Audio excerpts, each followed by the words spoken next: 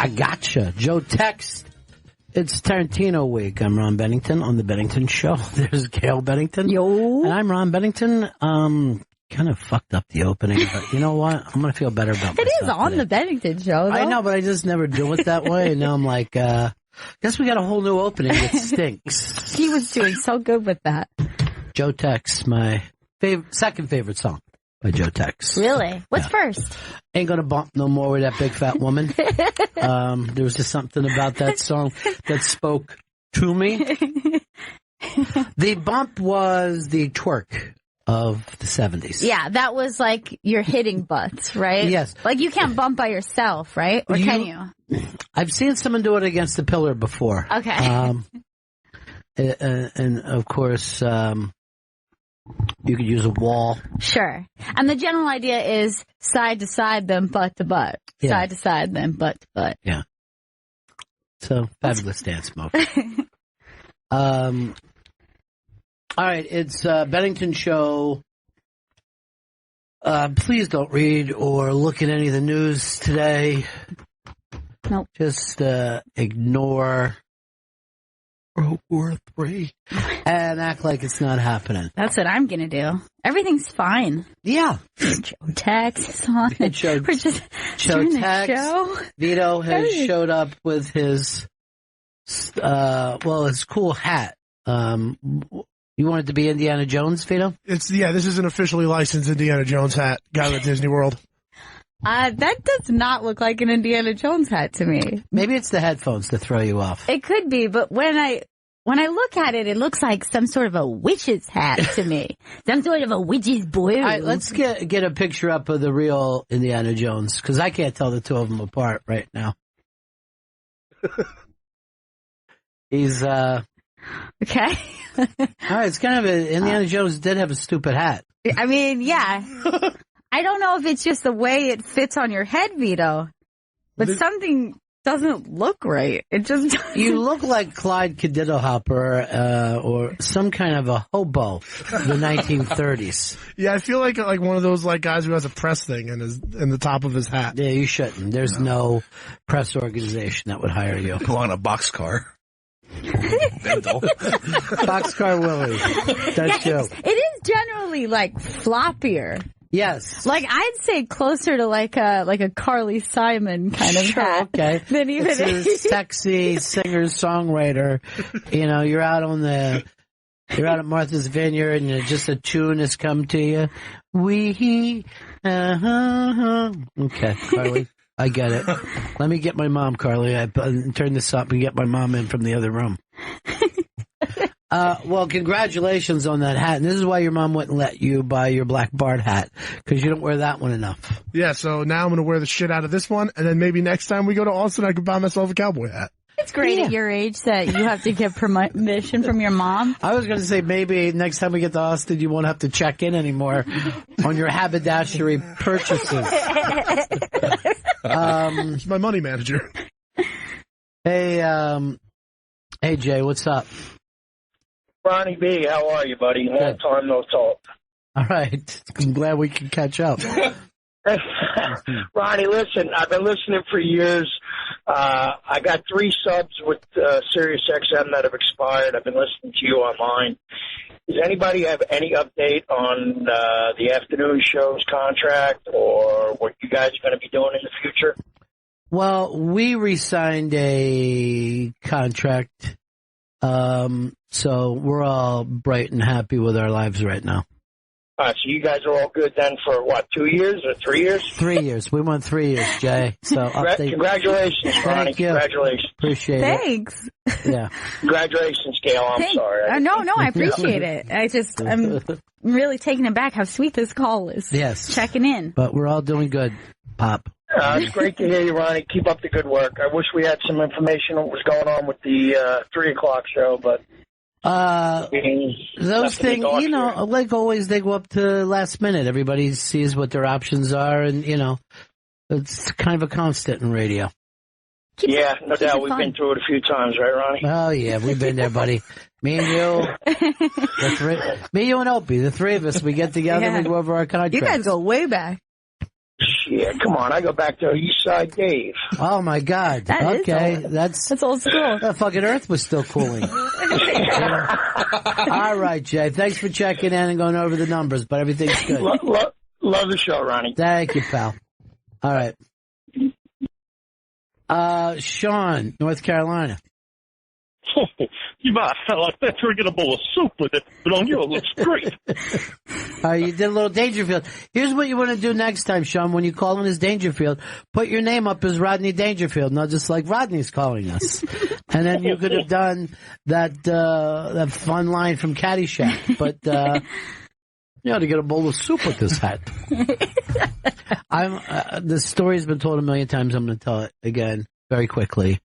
Rodney, that was his first movie, and he thought it was going bad because none of the actors were laughing. I'm sorry. And every time he was back with the writers, this just isn't working. He had to be like, Rodney, they can't laugh. They're not an audience. They're your fellow actors. You never know what giant comedian is going to call us, and we thought we were going to see this guy in Austin, and then he no-showed. No. It's Tommy Johnagin. Tommy. Good morning. Hey, buddy, what's happening? I was just calling. How much is this 3-year contract?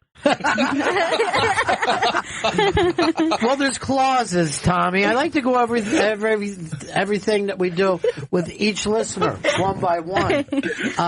Is there a bonus structure? Is it annual, or is it just kind of a weekly, every other week pay? It's a daily. It's 3 years of a one-day contract. All right, seems like a good deal. You know, in this, changing times that we live in, you got to grab a little security. What happened with you in Austin, buddy? We were all excited about seeing you. Oh man, I was excited. I canceled a bunch of dates. I had like another thing come up and a fucking another shit gig in the middle of everything that lasted like 2 months. I had to cancel a bunch of dates, but I would have rather been in Austin. The pictures look great. I would have liked to have been alone with Chris, drinking. Yes. Oh, yeah, it was awesome. Yeah. He has, right now, 21 hours a day to fill with alcohol. And he's been doing a hell of a job with it. Doing my best. Yeah. He just signed a 3-year deal with Seagram's as their official slur person. It's very exciting, Ron. It's lucrative. Yeah, it seems like it's a daily contract also. Yes, it is. No problem tomorrow with a deal like that. They never tell you, but drinking is also one day at a time. You know what I mean? Like, you really, that's a commitment that you have to have every day. Contracts, everything. Yeah. I think I'm going to see you guys on Monday. You're coming into town? Yeah. Sweet. All right. See you on Monday, buddy. Yeah, I'll see you Monday. Let's run those numbers. All right, yes, we'll go over the numbers together. All right, talk to you then, Tommy. I think Tommy's cooking the books. Yeah. One of America's favorite comedians, Tommy Johnagin. Love him. Who doesn't love him? I always, he has my favorite stance on stage of any comedian that I've ever seen. A stance that just says, get out of my yard. Yeah. I like a guy with a nice wide stance. Just lock keeping in. Keeping an eye on the neighborhood. Just in case anyone fucks around. Yeah. You gotta be ready. He's not going to take it. Literally, one of the, best comedians working today, one of the best writers, Tommy Johnagin. He's just unbelievable. Brad, in Miami. Hey, Ron. Hey, Gail. Everybody. I've been curious.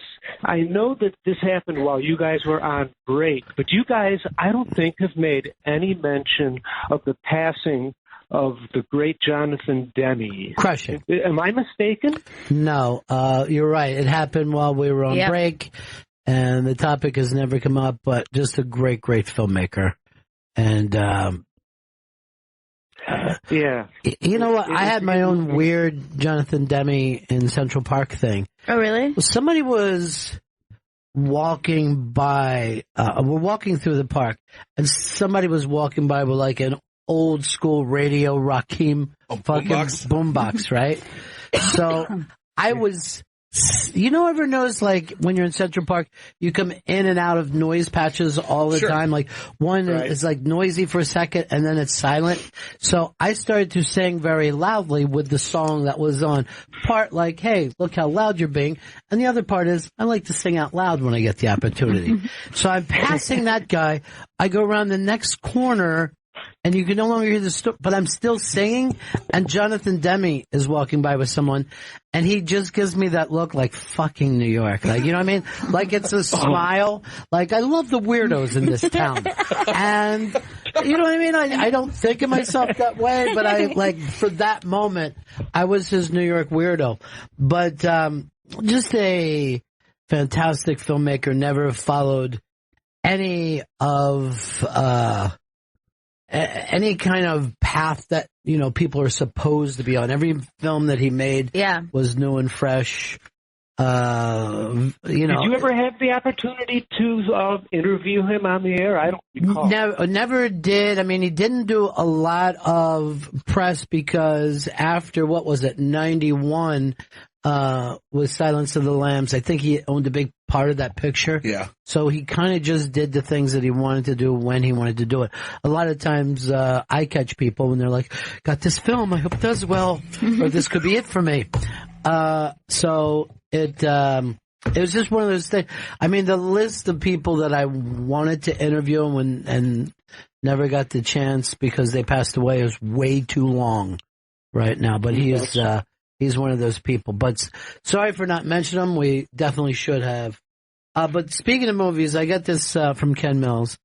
It says, I heard you talk about some negative buzz about the new Guardians movies, or about how it's terrible. Of course, Pepper, like the little dude who gets his kicks in at the last moment, calls Doctor Strange the worst movie he's ever seen. Yeah. I get it. You've seen the best the medium has to offer. And at this point, you'd rather watch two people sitting in a warehouse talking for 2 hours than any CG fest. That's beyond valid. If we're being honest, these popcorn movies aren't terrible. At worst, they bore you, they don't move you, and you don't care. For me, a movie is terrible if it fails at nearly every step. You know you've seen worse than Marvel, Star Wars, The Fast and the Furious, and even Transformers. Here are some movies that failed to catch any audience. And then he sends me 10 movies that were pulled from the theaters.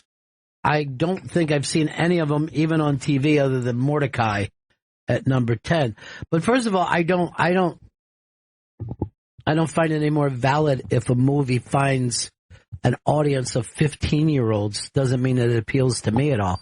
And I know some films feel like it's two people talking for 2 hours, but it would depend on what they're talking about. Right. And then also a lot of cult movies are just wrong place, wrong time, and too small of an audience. Later they get picked up and they're like, hey, there is something valuable about this thing. They didn't get the push, or they didn't get the theater space, or whatever. But I'm far past that point, and just movies aren't for me anymore.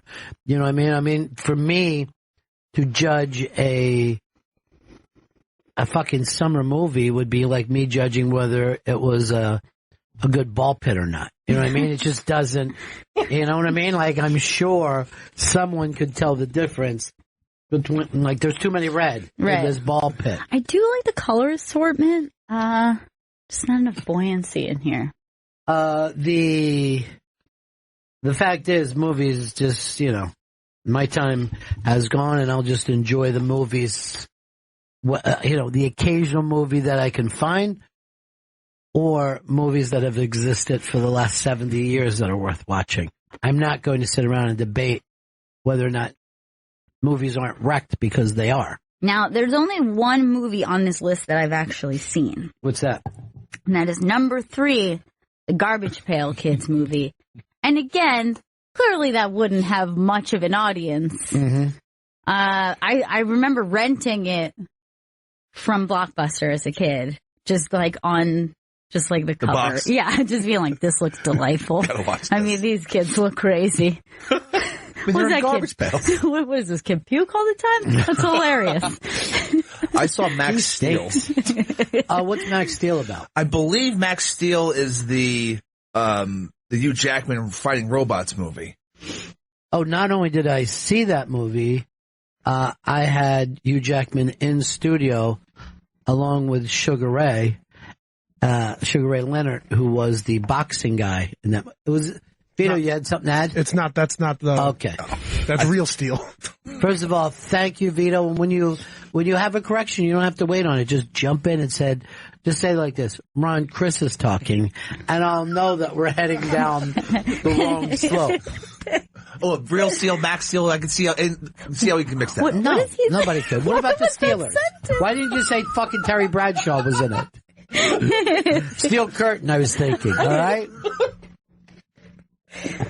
It happens. I saw Mr. Magoo.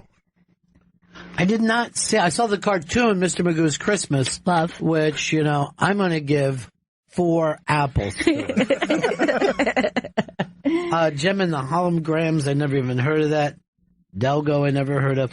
But Ken, like a lot of comic book fans, they get mad at us for not liking it, but it's just like when we sat around and we were talking about the electronic dance music. I'm giving it just doesn't get to me. It is soulless. And if I'm to look at these movies that we're talking about, I would say they're fairly soulless. I can't think that there's, but they're not made for me. Like I said, they're made for 12 to 17-year-olds, I'm going to guess. I don't know who goes to see Transformers 8. You know what I mean? if you're a comic book fan and you're getting comic book movies, don't they feel similarly? Don't they ever think like, man, we used to have all these Comic-Cons to ourselves. Now everyone's trying to be. They agree with you that the movie sucks 3 years later. Like they wait 3 years and then go, the movie sucked. And I go, man, I remember when I said it sucked on the air and you sent me bad emails about it. You know what I mean? Like you were saying that I was, I forget. People think that you're too fucking uppity and you look down on them and their fucking stupid slobbering faces because they like these dumb movies. But then later they'll go like this, that fucking Spider-Man Blue. And you're like, you told me it was fucking better than The Godfather. And 2, comic movies are to comic books what fucking hip-hop is to funk. They take a little fucking groove and play any understanding of funk and soul music. So there it is. They picked up a little thing like, there's a guy in a fucking costume. And off they go to the races. Right. But I don't know anyone who goes to comic book stores.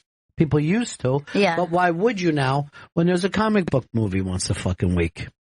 Yeah, I don't even know if that subculture exists the same way it once did. I'm going to say this. Like, you look at Vito right now, right? I'm looking at him. He's rebooting Indiana Jones. Finally. And he has as much to do with Indiana Jones as the Indiana Jones reboots. There's no fucking difference. That is as good as what the next Indiana Jones film will be. I can't wait. Thank you. I have no plans to see any of the summer movies other than that Blade Runner. Yeah, and that's actually coming out in October. And that looks like a big budget CGI movie. I want to watch the fuck out of it. I thought that fucking trailer looked great. Okay, buddy. And for fucking, easy, buddy. I never said Doctor Strange was the worst movie ever made. I just said it was a shitty movie. I have it right here from Ken Mills, and I don't think bullshit. No, Ken's You did. realsies. You did. I remember him yelling about it last week. It's not a good movie. Did you say worst movie ever made? I can't think I said worst movie. How many apples would you give it? I would give it 0 apples. That sounds like that's worse. really That's bad. tied. At least tied for the worst movie But ever at least made. you give it wormy apples. I can give him, that's an option? I'll give him like a fucking dozen wormy apples. Okay, worst movie ever then. No, I always felt that War of the Worlds by Steven Spielberg was the worst movie. I really hated that movie. That was shot in your neighborhood. Yeah, part of it, War yeah. of the Worlds, I don't think really is disliked that movie. I did the worst. I would agree. I don't find would I say it's like anywhere near any of his good movies? No. But it certainly was watchable just for this reason. Hey, wait. At least we're safe here. Yeah.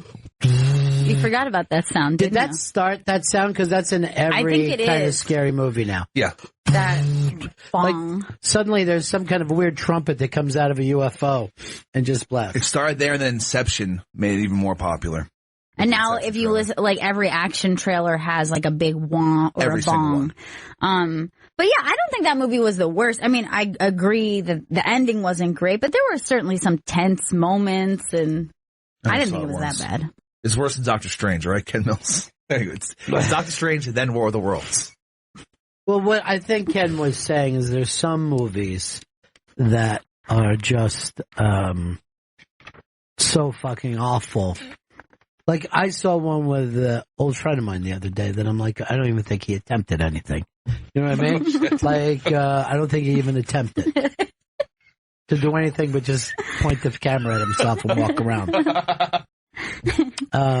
But that was a movie made with no budget. Yeah. You know? On this list, number 1, Black Cat. I remember wanting to see it. Never heard of it.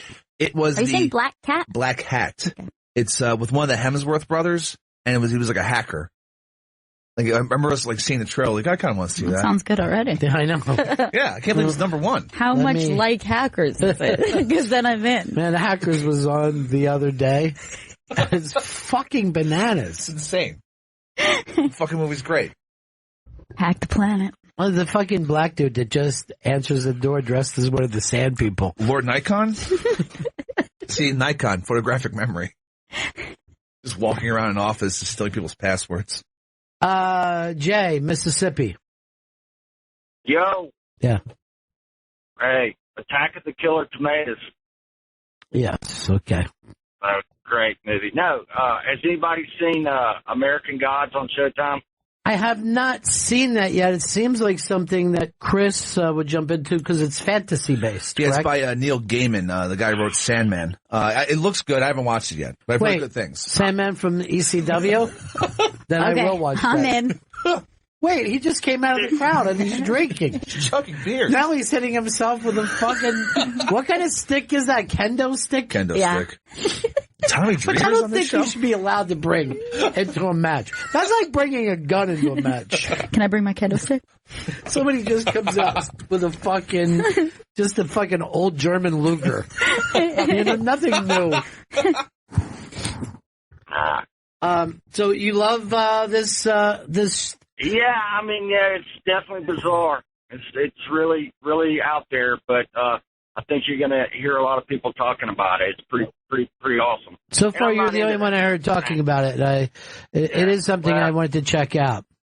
Yeah. And I do, Next week. yeah, I do think we do need some American Gods. I think that we try to, and all you'd have to do is watch Friday Night Tykes to know what I'm talking about. But sometimes we try to shoehorn Jesus into our American wants and desires. I don't think it goes there. You know, man, there should be a God of, I hope I move up the corporate ladder, or, that kind of stuff. A God that you could go to when you're house flipping, just stuff that I don't think Jesus is going to care a lot about. Hope this IPO goes well. Yes. Yeah. I mean, he doesn't have the reference points. That's Right. what I'm worried about. Right. He just doesn't get it. I know from football they always like, Jesus wants you to win, but there really is nothing in there about that. Robert in Indianapolis. Robert. Hey, Benningtons. Hey, Ron, I think you're going to want to see Dunkirk this summer, too. I need you to say that again. Your phone broke a little bit. I guess it's an intense real-life story where these English fishermen and British soldiers who were pushed up against the beach in World War II. I mean, it's an amazing story, World War II story, which I don't know if anyone's ever done a film on that. Not that I can remember. So that looks like one of those bigger than life, films that might be worth watching. I don't know how the kids will feel. Now, know who Christopher Nolan is? If you're fucking 16 now, Christopher Nolan is from your distant past. Oh, That's the problem with having a very young audience that's driving things. Hey, Tim, since the boogie, what's happening, buddy? Not much. What's going on? What can we do for you, buddy? I wanted to call in and affirm that comic book movies are not made for comic book readers. Right. Okay, they're made because they can be. That's all. Comic books are wildly different than the movies, and comic book culture. I work at a comic book shop. I go there quite often, and it is still a place where you can be who you are and be a nerd. I know you think nerds are cool now, but trust us, they're normal. We're not. They're normies. What happened is the normies have taken over your culture. That's what happened, and they're calling themselves nerds. Yes, I mean, it would be like me showing up at the baseball field and saying I'm catching today. It's just not going to happen. We know. Mm-hmm. You know, if you're talking about continuity errors in She-Hulk, you're a nerd. Mm-hmm. But if you're worried about, oh no, there's a black Captain America and female Thor. Thor was a frog for a while. That's a real thing that happened in the comic book. So, if you don't appreciate that, we know what you're up to. You just got into it because of the movies, and you haven't read anything past 2012 or 2013. And on the other topic of American Gods, read the book, read the comic book, and then watch the movie. All right, my friend. Or the show. I appreciate it. Thanks, guys. Have a good one. Take care. Yeah, I mean that the culture has been taken away from those comic book original, like the real geeks and nerds of the comic book store watch their culture disappear, just like guys who liked football at one point and have no idea what they're watching now, the sport that calls themselves football, because the more you try to get the masses involved, right, the more having a hit matters over a smaller discerning audience, an audience that's looking for something great. That's the difference. And you're not going to get that when you have to do $1 billion in business. That's like saying, I'm going to go to McDonald's and try to eat a really great hamburger that's tasty. No, we're trying to make $1 billion of them. So you're not going to get that. Yeah, exactly. You have to appeal to the masses.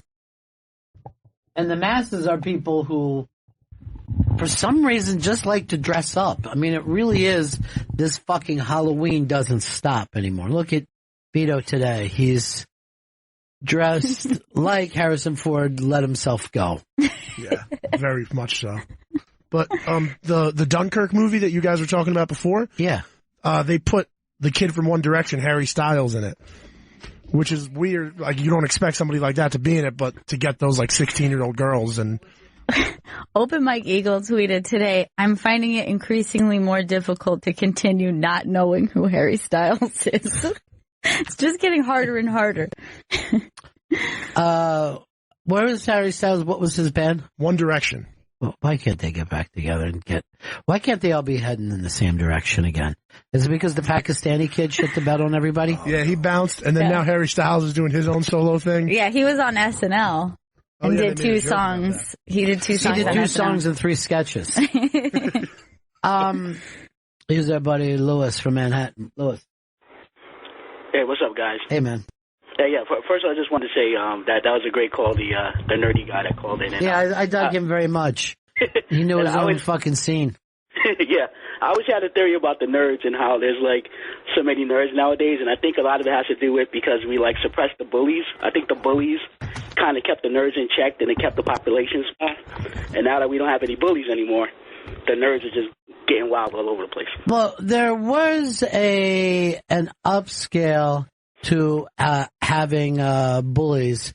The upside of that was to shut some people up from saying dumb shit. You know what I mean? Regulating. And now you can be like a nerd bully where you're a bully online because no one can punch you on the fucking forehead. You start Facebook groups, I guess. But I remember being younger, just having my older brother and his friends, and I'm like, okay, I see. Shoot my fucking mouth off. There's an order here. I stepped out of line, sir. Yeah, I got it now. I'd like you to unroll my friend from the carpet. I have this really thing where the older brothers fucking rolled up this friend of mine in the carpet, and even though I wasn't the one in the carpet, I can't breathe too much even thinking about it now. All right, we're going to take a break here, Los. We'll be right back. This is Bennington. It's Bennington Show, and we're back. And Gail, this is a happy day for you. This is such an exciting day because my really, really good friend Cameron is in from Austin. Hello. Nice to see you, buddy. Old friends. Old friends. And now Cameron's got a real cool job at the Chive. That's true. A cool gig. You know, we were just down in Austin, and I was attacked by a black crow. I heard about this. They're called grackles. And you've had problems with them before, right? Yeah, there's a nest outside of our office. They're incredibly territorial. Yeah. And they have no qualms just getting right into your hair with their claws. Well, I didn't know about this, but then when I showed Gail where it took place, she said it wasn't far from your office. It was like right around the corner. So it was one of your grackles. Yeah. Our guard grackles. Yeah. Now, I don't know if you if I told you this, Cameron, but I went to go visit Cameron at the Chive, and we've got a very cool thing. I'm really excited to go. Vito shows up. Vito, our producer, big fan of the Chive. Loves the Chive. Yeah, I go on every day, every morning. And I declined him. I said, no, you're not coming with me, because I did not feel he was dressed appropriately enough to show off in your workplace. He had just flown in, and he's one of those people who wears his jammies for whatever reason, and then he didn't have a hotel. This is the way he was dressed. This was literally moments before he goes, hey, can I come with you? And I'm like, did you get street viewed? It does look like a street view. By the way, is there something wrong? Because it looks like you're standing next to yourself. That's me. What's that? That's me. Are you guys twins? No, we're not twins. I think we're you are. Separate, different people. I appreciate that you thought there was a dress code at the Chive. Yeah.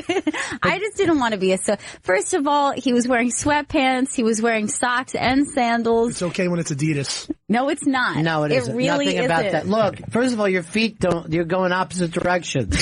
Seriously, it's just, well, we were just talking about the value of bullying. You could use a bully right now. You could use somebody to kick your ass into shape. And, you know, when I got there, they have very cool offices, and he's like, and here's our working slide.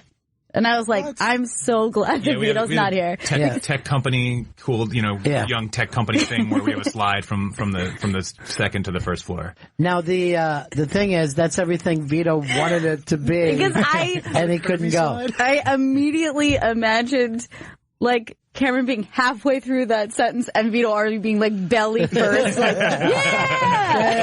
Chive, hurting smaller kids as he does. I would have been pushing people out the way to get on the slide. But I There's feel a bad. weight limit on that slide, Vito. No offense. Let's just ignore it. Yeah. Oh, just ignore it. That is the best idea. What's big up on the Chive today? Let's go over to the front page. Oh boy. Do you always know? Could you look at something and say, "Oh, this is going to go big," or you never know? Yeah, you know until you don't. You can't call it. You can't promise virality to anybody, but there's certainly things that feel like they have a better shot. Yeah, and you're always looking for funny.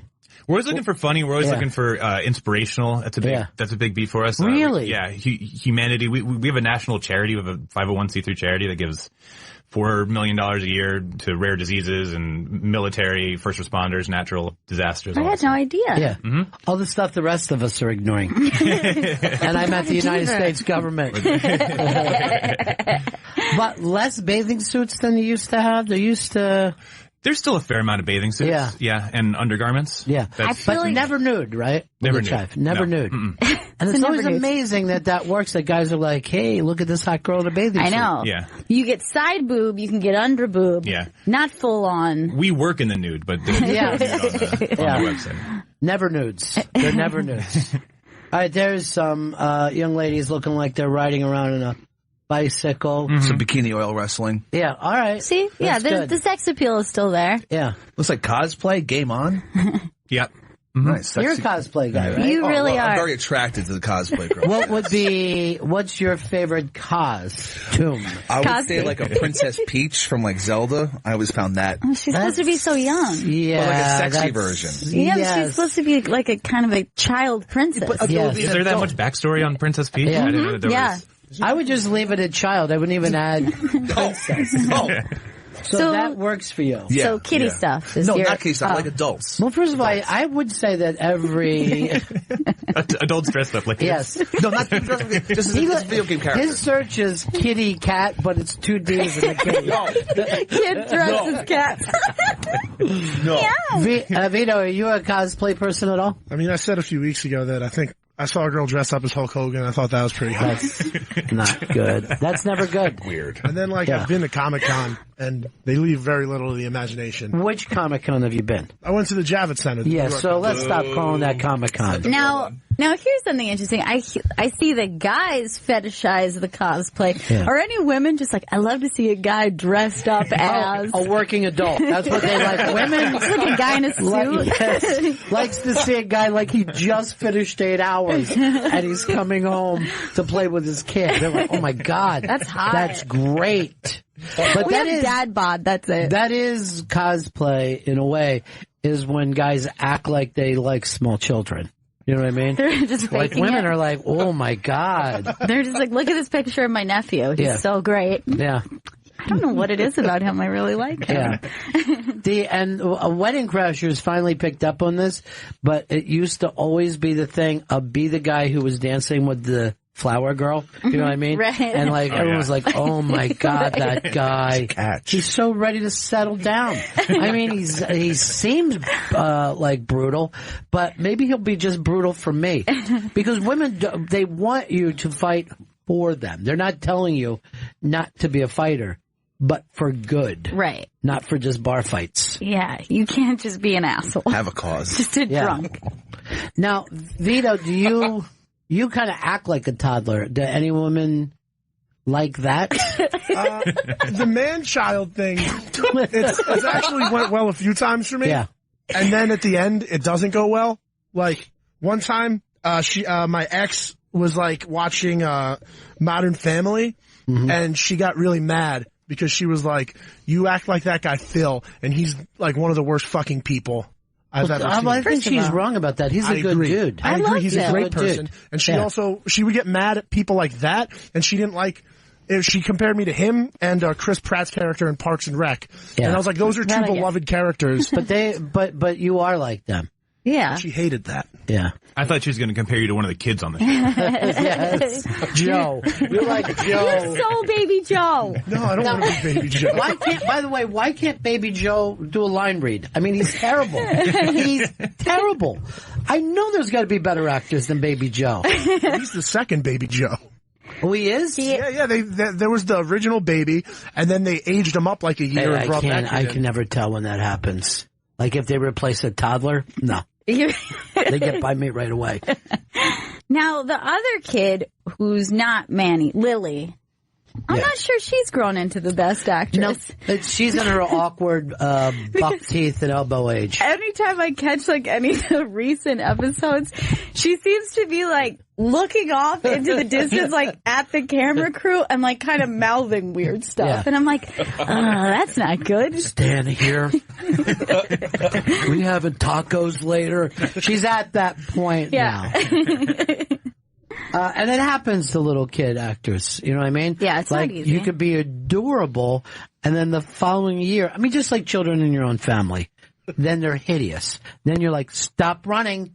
Don't jump on me. Where last year that was all adorable. Right. You know? But then it is weird, kids who are just naturally good at it. I think it was, Fran Lebowitz had said this thing of why she doesn't think acting is a true art form, because she's like, if children can be good at it, they could be legitimately good at it. I'll tell you this, and it always weirds me out. I'm watching Better Call Saul last night, and Joe DeRosa is great. I don't know whether he studied acting at all. I don't think he did. And I just happen to know him. That's the only difference. Right. But if I didn't, I would be like, he's a perfect character. He's playing himself. This guy's good. Yeah. Have you ever tried acting, Chris? Never tried acting, no. You should. Anything not to be yourself. Okay. That's not I like my personality. No. It's the kid stuff. Yeah. Detrimental to me. That's one of the things. It's just one of many. Yeah. That's just one of your many addictions that's bad. What are you guys passing around here? A little This is hair of the dog? Yeah, I know. This is one of those things where like a marketing ploy just gets you. It's just water. It's Fred water, but it like comes in this cool little flask. And I was like, I want that flask. Here's what to do. You just keep the flask and then we'll fill it up here every day for you. That's what I'd like. I knew it was water, and it still felt a little illicit. Yes. Well, you know what? I like any thing that fits in your top pocket like that, where you carry it in. Chris, your dad used to walk around like that in one of those all the time, right? More so a tall boy in a brown paper bag. Classy. If he drank liquor, things got messy, but he could keep a nice thing going with tall boys. You could put that in your pocket if you. And he had a jean jacket where he could just have the tall boy in there. I think you rocked a flask in college. I feel like I remember you having. I did. Yeah. But it was stupid because everybody just drank publicly, and there was no reason to have a flask. I was not hiding anything. Remember Flipper's friend used to travel everywhere with that martini set up? It would be like a little suitcase, and he would set up no matter where he was. And then he would go like this, martini. And he's just like, well, we're at a bus station. I don't know whether this is the time and place. But it gave off a very Hunter Thompson vibe to it. I love that. It's like it's ready for any occasion. Cameron is here from the Chive, which is truly one of the biggest websites in the country, right? Yeah. Currently #1 humor entertainment site. Is that right? That's right. Mm-hmm. See, I almost feel like you guys need to promote that more. You know what I mean? Like, I don't know if people would know off the top of their heads that that was true. I mean, truly, it happened as organically as something like that can happen, and I feel like that's what that's our strength, is that we built the community first before building like a media company. These were two brothers that started it, from the Midwest, and they just kind of kept that feel to it. They want to be authentic. So before figuring out how to make ourselves like a conglomerate or a media company or, figuring out where the money comes from, we just wanted to build a cool community, and that's sort of what we're sticking to. Could a couple of kids pull that off today, or is that all the slots already filled? It is more crowded than it's ever been. Yeah. It's, 50 times more crowded than it's ever been, and it gets more every day. So it's difficult, but more and more I feel like the stuff that's working is stuff that's creative and has a good voice and is different. Like the power's going back to the creators now. Which is promising, but you really need to have a different message to stand out. Yeah, but I guess it's always felt that way. I mean, I'm sure it felt like, well, Rolling Stone, Esquire, no one's ever going to be able to fit into that. And then something happens, and then there's suddenly some open space that everybody runs for again. Yeah. That's very true. I was reading the Rolling Stone thing the other day about Chris Rock. And I'm like, how could they have gotten some of this so wrong? Because they're like, people spend $24 to go to the cellar to see unknown comedians, they're saying, right? And like on this night, Judd Apatow got up and so did Dave Attell, but the crowd really got a treat when Chris Rock came. Oh, first of all, for $24, and you see Dave Attell in a small room. Yeah. That's already mind-blowing, And then you throw in Judd Apatow, and by the time you get to Chris Rock, it's like you're stealing entertainment money back. But there's no one down there who would, if you know even the slightest bit about comedy, that you would throw in as like some guy or girl just jumping up on stage trying to see if they can make it. Right. Everybody's already made it by the time you get to the cellar. Yes, that is like a watermark, a benchmark. That's already a thing that people are hit an achievement level that you're like, oh my God, I just got past. Right. And that's like my favorite thing is to hear people, like their story of that, because it's like not something that's necessarily everybody understands is that level of watermark. That's like a very like, especially among your peers, suddenly you get that and you're like, oh, I just got that bump. But it's like saying that you went to a bar and you were like surprised that John Mayer didn't hop up and just start playing. You know what I mean? Like it's crazy. I don't even think there's another art form where you get the opportunity to see something like that take place.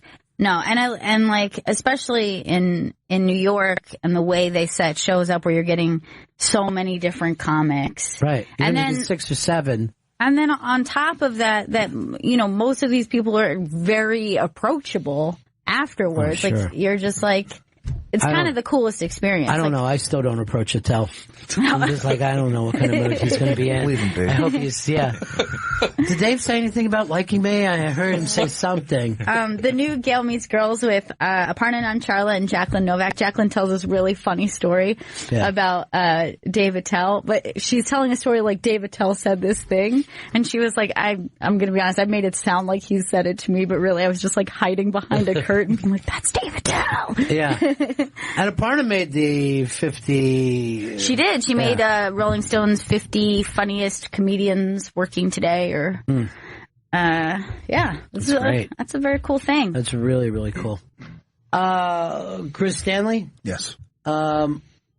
You had something else you wanted to promote today, too, or are we announcing that tomorrow, the Unmasked? We're going to announce that tomorrow. Okay, tomorrow good. is when that is announced. You might even announce... We got 2 to announce, right?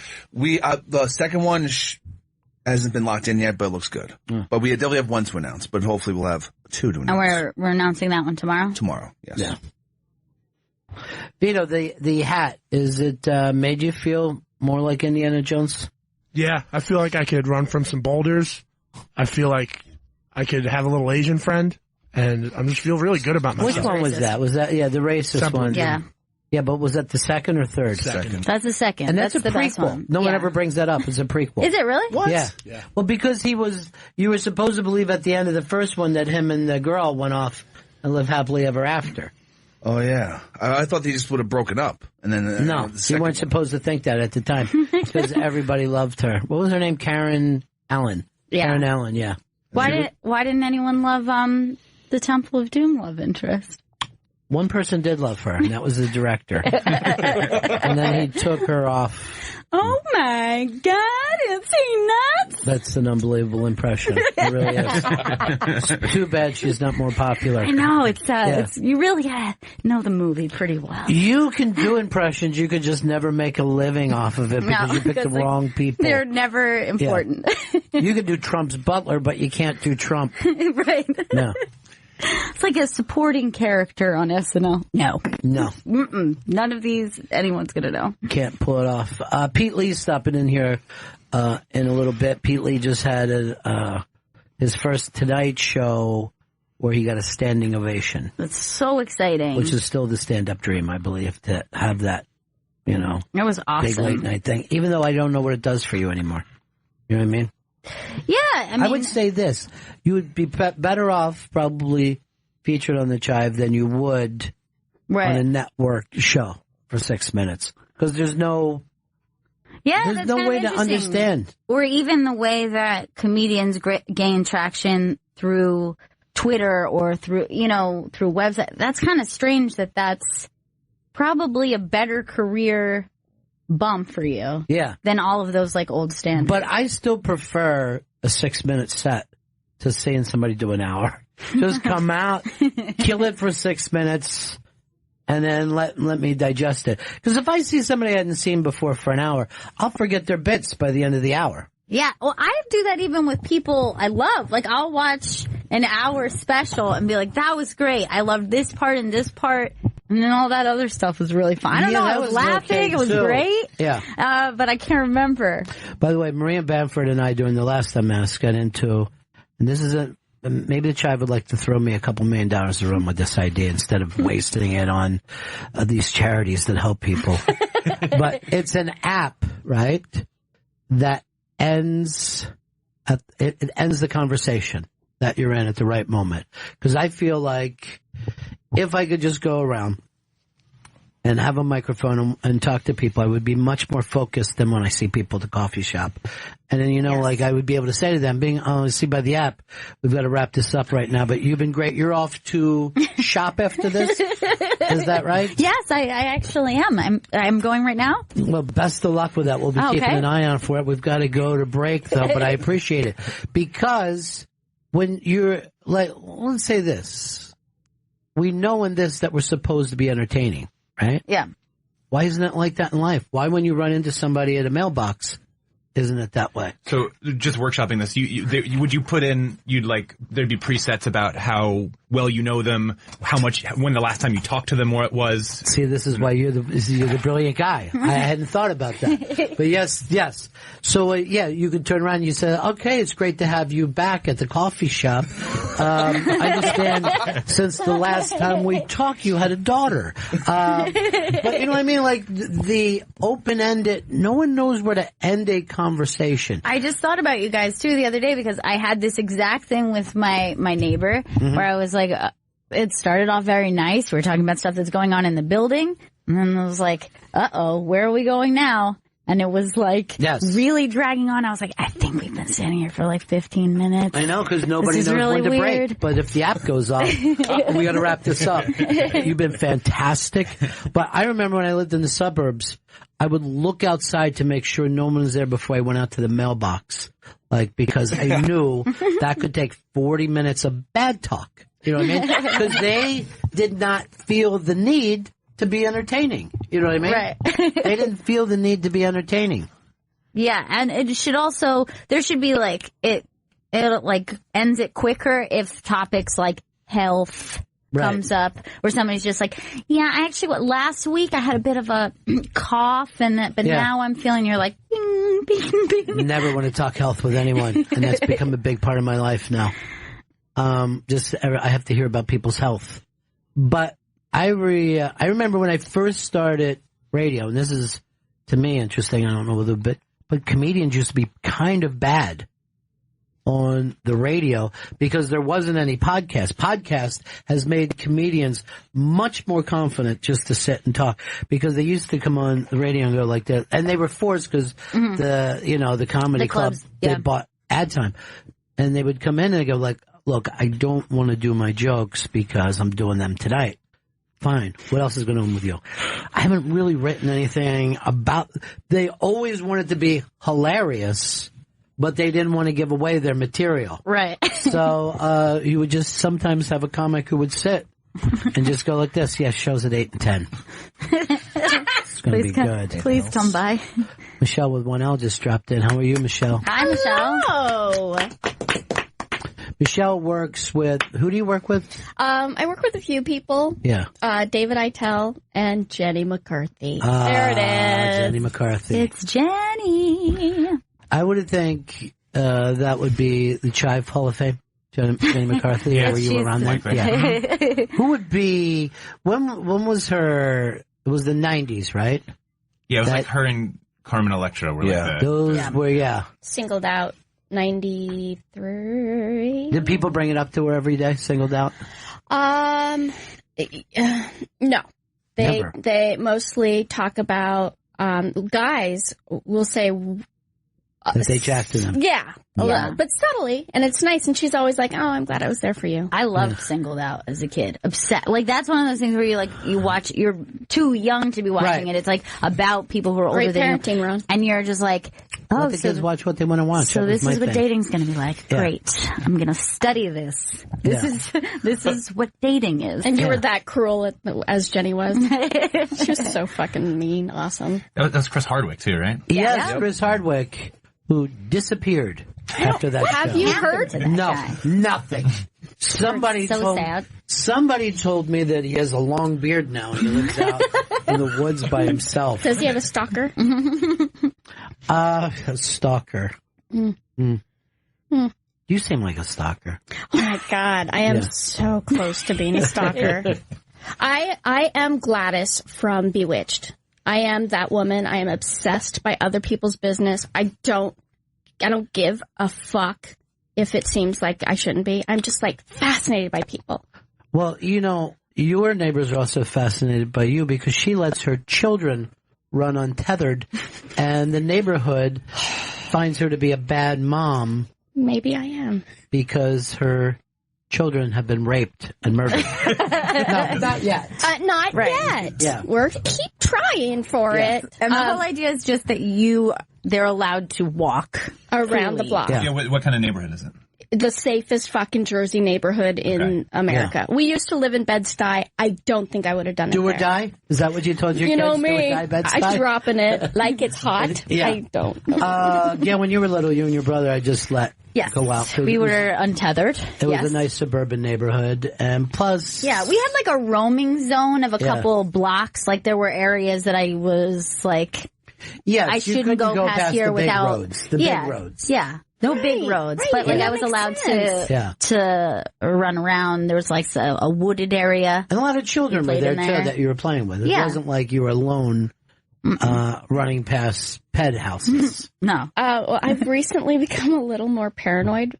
So the other day I saw one of the twins on my block alone on the corner, and a big blue truck with double doors drove slowly by her. And I was walking my dog. Did I say that? Anyway, so I keep walking, and I go, the twin, by the way, is 6. I don't feel comfortable with that blue truck driving so slowly. And then I became one of those women. Yes. Yeah. I did that. I did the thing I got hated for, and I turned around the dog, and the blue truck turned around and started driving slowly down the block by this little girl. So I'm not just that crazy. And so I came over and I was like, Elizabeth, I think what's going on? Like, what are you doing? And she's like, I'm just waiting for my sister. And I was like, well, you know what? Let's wait by the house. And so we walked Now home. you look like the pet. I'm the crazy one. Yeah, you're the one. strange. But because I have friends in the suburbs, and he goes, there was a man on our street the other day, and I go, that's interesting because I stepped over a puking man in front of my building. You know what I mean? Like you can't be in New York and be suspect of people just because they're lunatics. Right. They're also part of the neighborhood. Every fucking person in New York is a lunatic. Yes. I grew up in Manhattan. And we were a hallway kid. You're allowed to play in the hallway. Oh, that's sweet. Yeah. That's sweet. Yeah. On your floor, were you allowed to go down? You could go to the laundry room floor because they had the carts we could mess around with. What part of town did you grow up in? I grew up on 13th and 6th, and I grew up on Roosevelt Island.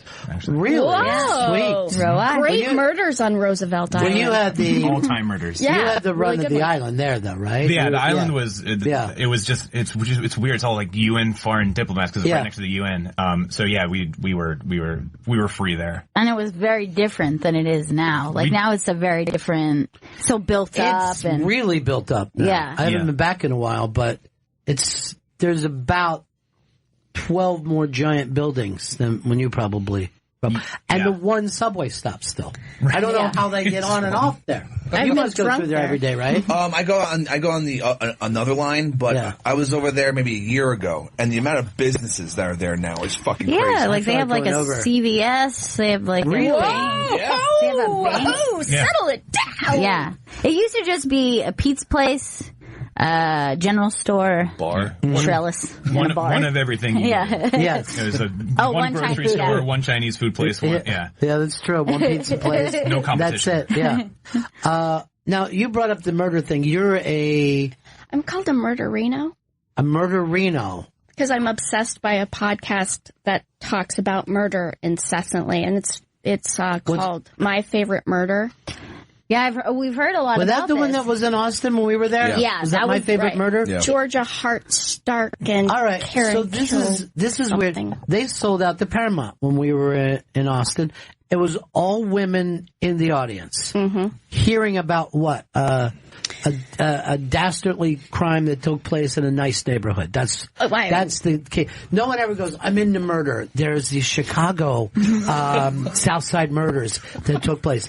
No one is into that at all. But they do like a pretty girl got murdered uptown. Well, and my girls go all full in. They love all murder. So they do not discriminate of how beautiful you are to be murdered. Yeah.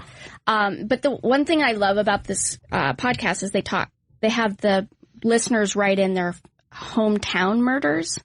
which of course, that's how we all get started, is by hearing that first murder.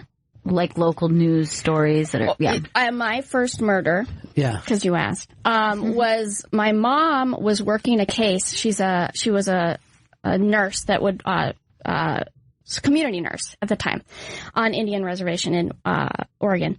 And she went to the judge about a case there, and she was like, there is clearly a case of child abuse, and I think these children need to be taken away.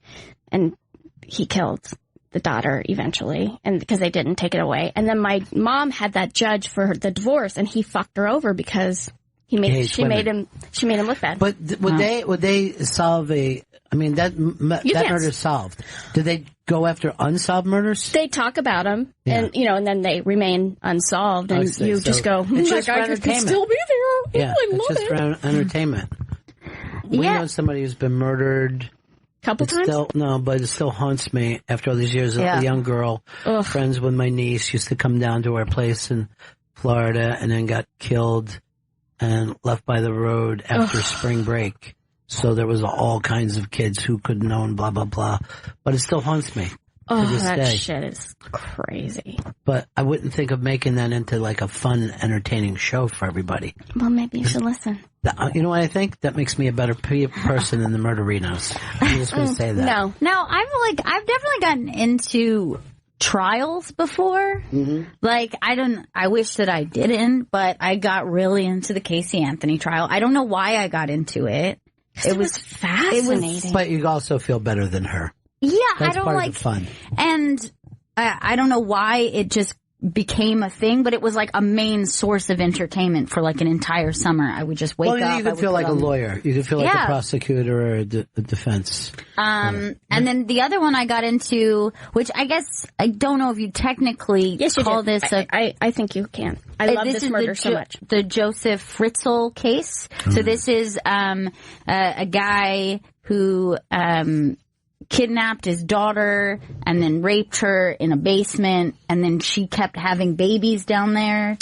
Oh, yeah, I did in see Austria. That one. Yeah. And so then her children like grew up like almost like weird. They were like in a box. Yeah, like DuPonts, but they haven't seen the light of day. Yeah. And the boy who was like 18 years old was hunchbacked because he couldn't stand all the way up in the basement. It was like really crazy. But one of the babies died during childbirth, so they were able to charge him with murder on top of like a million other things. Tragedy. And so sad, so sad to lose a baby. Yeah. There were several. Ron. Yes. You don't care that when they get older. So I got very fascinated with like reading that case, and I wish that I wasn't fascinated by it, but I just kept reading about it. I wouldn't call myself like a murder guy. Murderino? A Murderino. Murderino, Cameron. But when I'm traveling, as I am now, and you only have like hotel TV, I'd turn on, I think it's HLN every time, and just hours of forensic files. Yes. Yeah, there's tons of forensic that. Files. Yes. And even the magazine shows are now, a nice couple. She turns up dead. Uh-oh, he had a girlfriend. People magazine has turned into Murderino Central. I didn't know that. Because I do a lot of quote-unquote research on the celebrities for my show. And I don't go to People anymore because it's so much murder. I mean, I love it. I got it for myself. All right, there's a murder in the paper today. See if you like this one. Okay. So it's a woman and her daughter.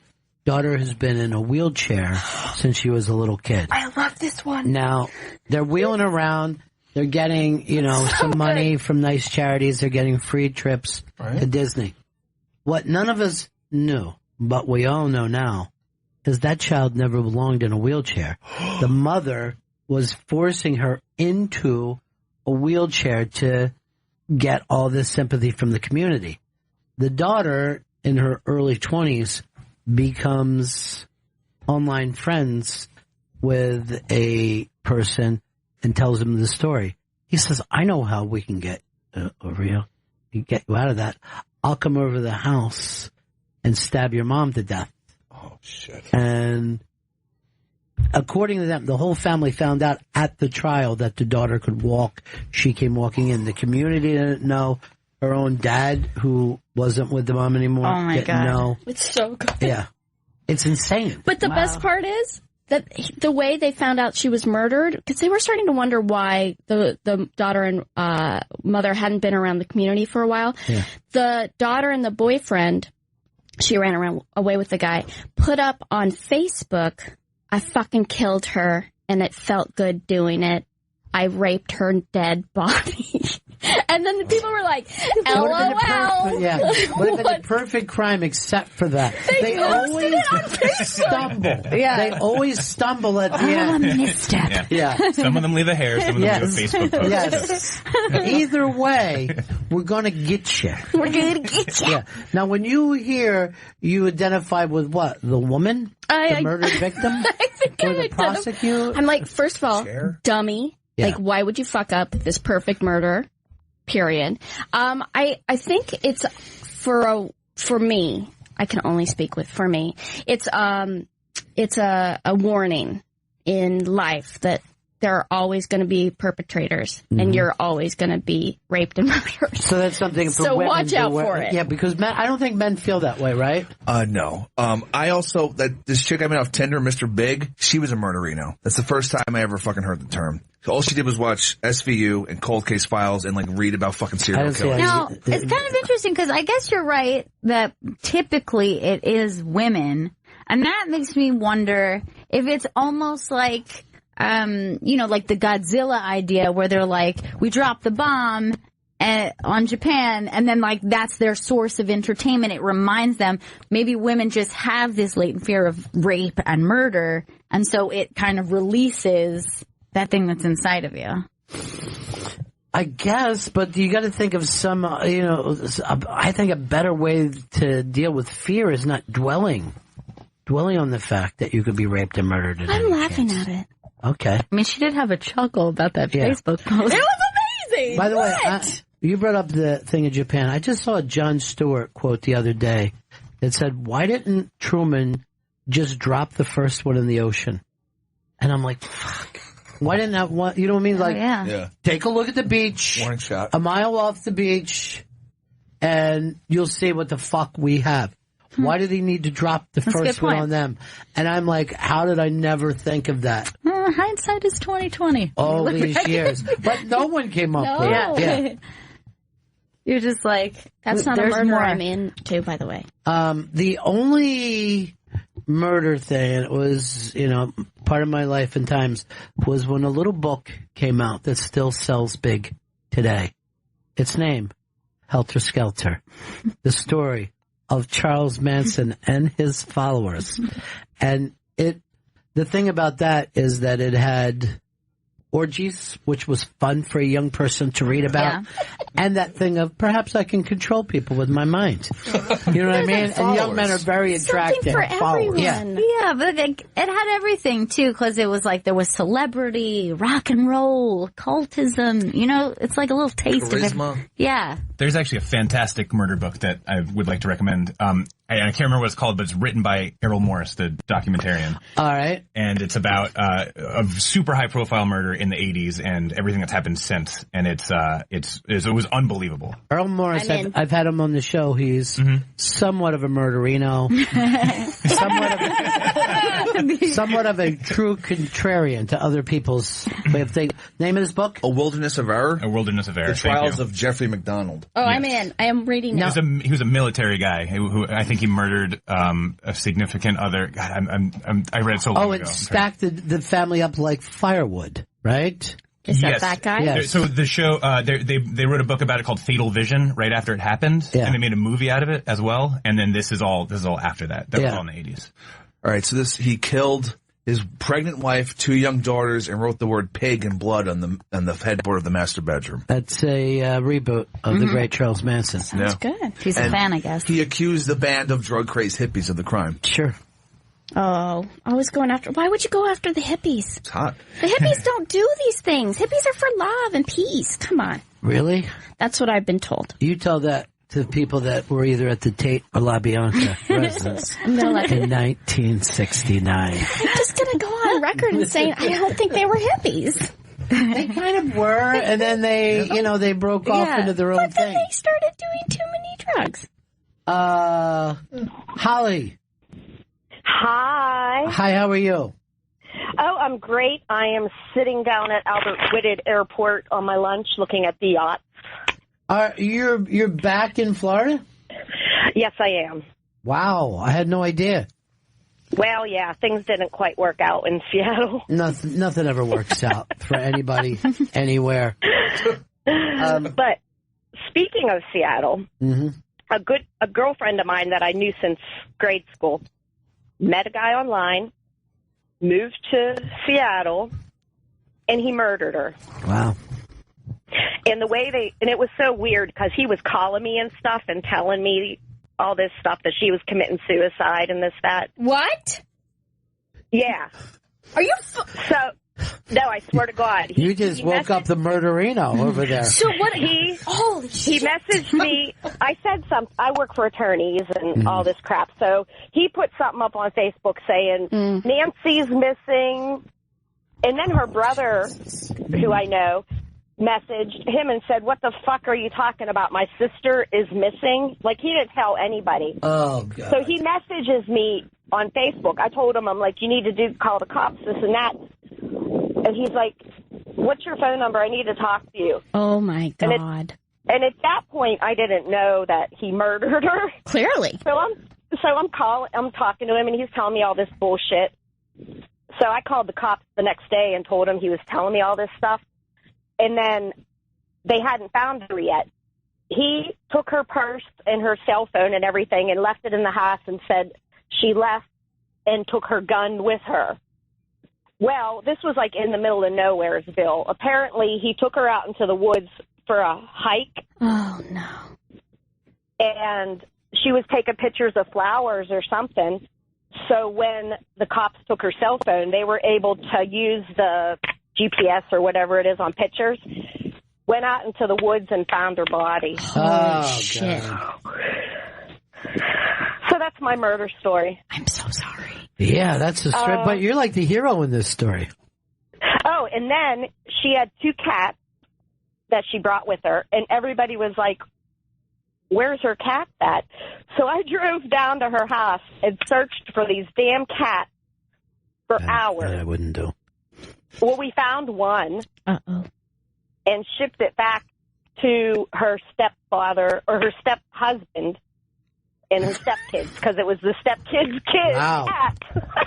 It was a whole thing. I mean, it was just a whole thing. And then Dateline called me. Ooh!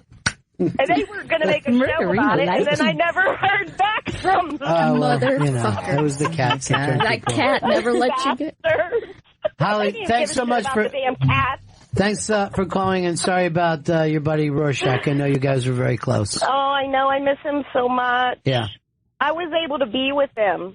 Is that right? And I stayed in the hospital room with him all last weekend, and I'll tell you what, them people in Alabama are fucked up. Yeah, they are. Mm-hmm. Yeah, so, anyways, I was happy I got to spend time with him, and that was really nice. And he got tons of phone calls, and he got to Skype with Queen Elizabeth and everything. So it was nice. Thanks so much for filling us in on that. I appreciate it. No worries. Thanks, guys. See ya. Take care, honey. Bye. All right, we got a break here. Cam, can you hang around, or you got to go do Chive business? It was great seeing you. Thank you. Best of luck with everything, too. Thanks for stopping in. Of course. Murderino, can you come back after this? Yeah, I can stick for a We're little. going to talk about murdered people and how they got murdered. I'm saying everything murder. It's Bennington. It's the Bennington Show. Michelle Winnell is here today. Yay. And we're reading murder books and trying to stay hip. To quote the great Billy Idol. Murderinos. A couple of murderinos. That's the big podcast that the kids like. Well, if I'm considered a kid, then yes. Now, from what I understand, it's, and I would put you into this, housewives. Okay. Frau's. Yeah. Fraulein. You're a wife of the house, so. I do ownish a house. But you love murder. Solved and unsolved murders. Nothing could be more suspicious than that. Murder, she wrote. Murder, she read. Murder, she podcasted. Murder, Hold she on. listened to with her big fat ears. To the fattest ears. Murder her. Yeah, I'm obsessed. I have listened for the last 3 weeks. And when I first started listening to this podcast, my husband was like, Michelle, I don't think you're going to like it because they get pretty graphic. I don't like seeing graphic stuff, but I like reading it. And now I learned hearing it. Like Anne ruled my life. She wrote about a lot of murder. Anne rules. I know that for a fact. I mean, it's right there in the name. I mean, she didn't let you not know by not knowing. Did you ever think that you could murder someone? I do believe I could murder someone. Yeah. Don't you guys all think you could? Did you ever ponder it? There was a gentleman that we were going to get revenge on when I was a child for something he did to another youngster. And he was a full-grown man. And our plan was to go to his home and cut his Achilles tendons. Oh. We were not going to murder him, but we thought we would leave him a cripple, wheelchair bound for the rest of his life. And was the movie called Rounders? Somebody didn't have anything to do. Wait, it wasn't Rounders. Yeah, someone, and fortunately for him, someone rolled the ball past us, and we went on to the next thing. But I remember us discussing how to cut the Achilles tendons and whether or not it would be a good idea. Somehow that sounds worse than murder. Yeah, I don't know why. And I had. When recalling it, I believe it had something to do with an unreported boy rape. Yeah, that's what I was trying. The movie I was trying to. Oh, you were trying to think of the other movie. And it's one name, and it was Sleepers. God, thank you for being Vito. Oh my God, Vito's really on it. Vito, you're so good. He's got like the names of everything. Yeah, I lived down the block from that church where that all took place. Is that right? Allegedly, but so did your friend ever get help? It was a younger brother. Back then, no one got help for anything. The thing that we tried to do to help him was to keep it quiet. I kind of wish you'd Murderino the shit out of that guy. Me too, and not just Achilles. It was many stalled projects I've been involved in my life. You start things. It's development hell. Chris, leave it up for Vito to make the jokes.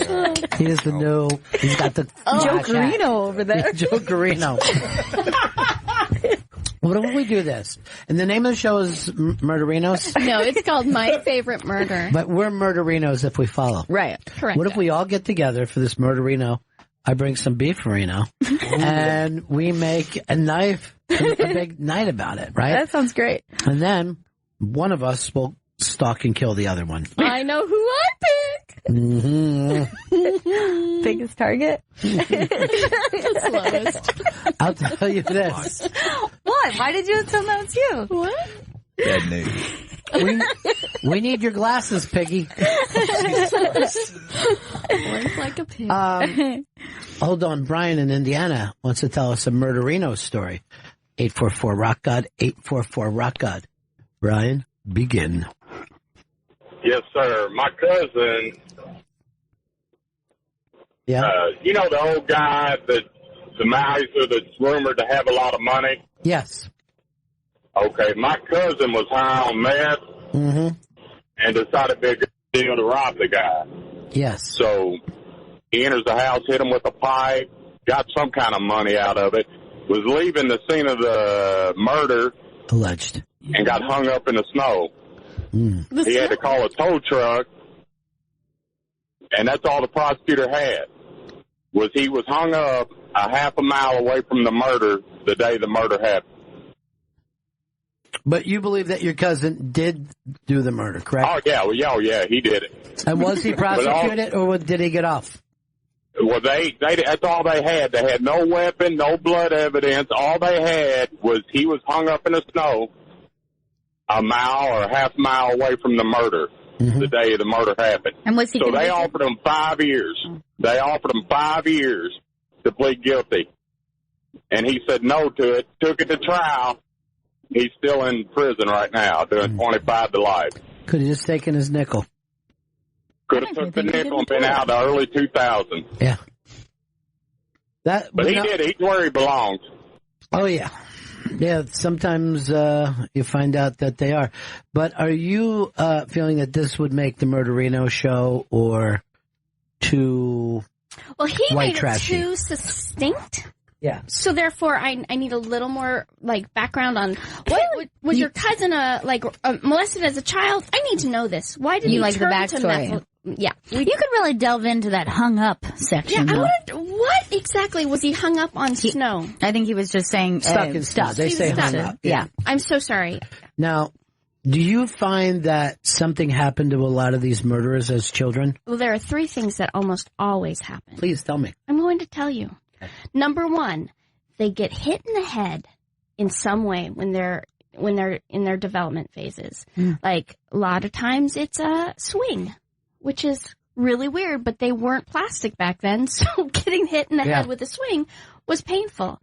Number 2, they were molested in some way, somehow, because a lot of these crimes start with rape and then escalate to murder. And number 3, because I have 3 fingers up, I believe is a mother who is not a great mother. Bad mom. Abuse, a lot of abuse. Physical or? Both. Like John Wayne Gacy, for example, our Chicago murder. His mother liked to dress him up in dresses, and his dad did not particularly care for that. So that sounds so bad. I mean, there were other things. Right. The dad wasn't great. A lot of times, though, you'll find out that they put a clothespin on their little ball sack. Okay. That sounds bad. It just occurred to me some of you youngsters don't know what clothespin is. Or what ball sacks are. Yes. They are young. Tom, Ohio. Yes. Tom, welcome to Murderinos. Yes. Murderino and friends. Yeah. I grew up in a small town called New London, Ohio, about 2,500 people. I know that town very well. There were 2 older brothers that owned a whole bunch of land, and the city bought the land to build a reservoir.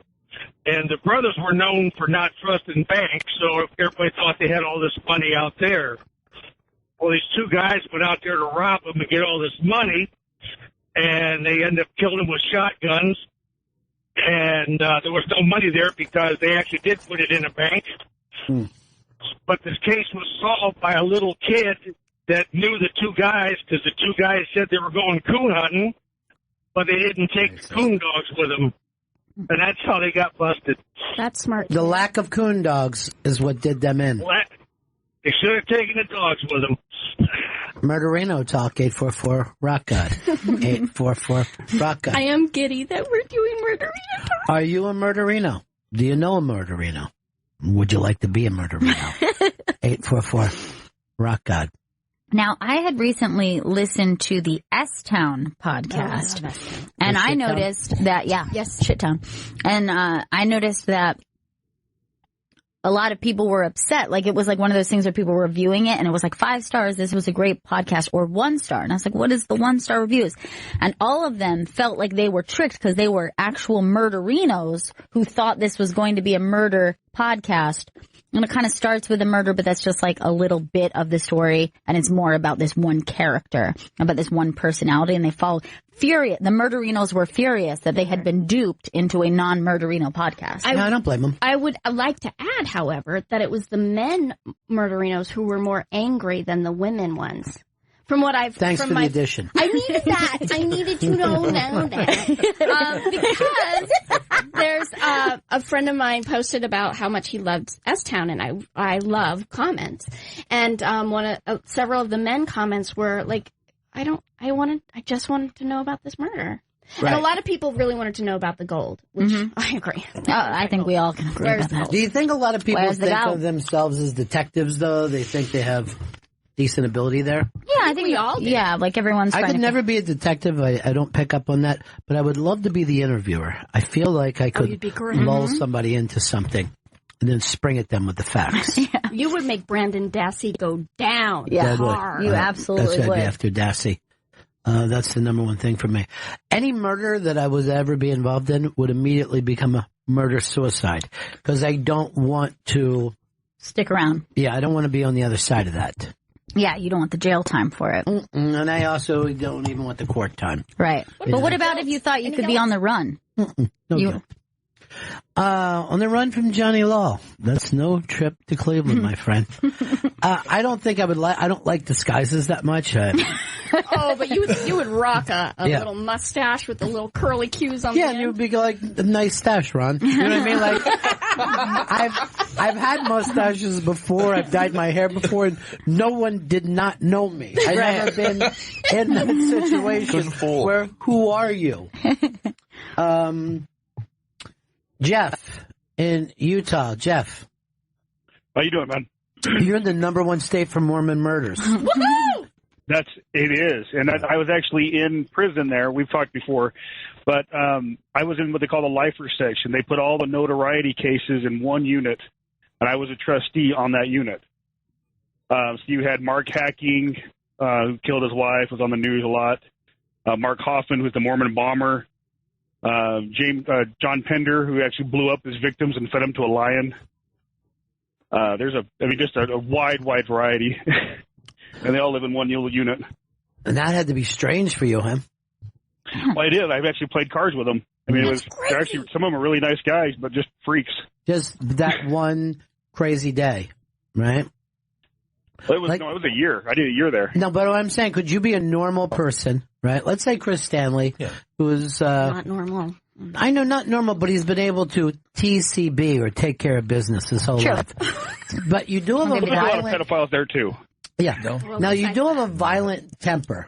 It gets very... Scary. Do you think that you could be the type of person who would grab something large and a blunt instrument of some kind and use it to crush the cave in and cave the skull in of a Tinder date? In a moment of... I think I... Yeah, he's definitely a crime of passion kind of guy. Because I've destroyed things in my apartment. That's just one step over from destroying the person. Really, you don't see much difference between objects and a human being. Mm-hmm. Okay. Sounds like someone has passed through sociopath and they're on their way to psychopath. Were you hit in the head as a child? Nothing I can remember. That you can't remember. No, of course not. The amnesia. By the way, did you watch the court scene last night with Better Call Saul? Yes, I did. Did you watch it, Gail? No, I haven't been... Not a word, then. Not a word. Other than say this. I now hate Michael McKean, a person who I once loved. This is how good he is at playing a terrible person. You've now taken it personally? I don't just hate Chuck. I've moved that on to hate Michael McKean because I feel like no one is as good enough of an actor to act as poorly that he's acted to his brother. Oh, man. He hates his brother. Hates him. He really does. It's terrible. He's on Broadway right now. We could go, kill him. I'll go and yell stuff out from the audience. Like, I hope you're enjoying your play, but you treat your younger brother like shit. How can you do that to Jimmy?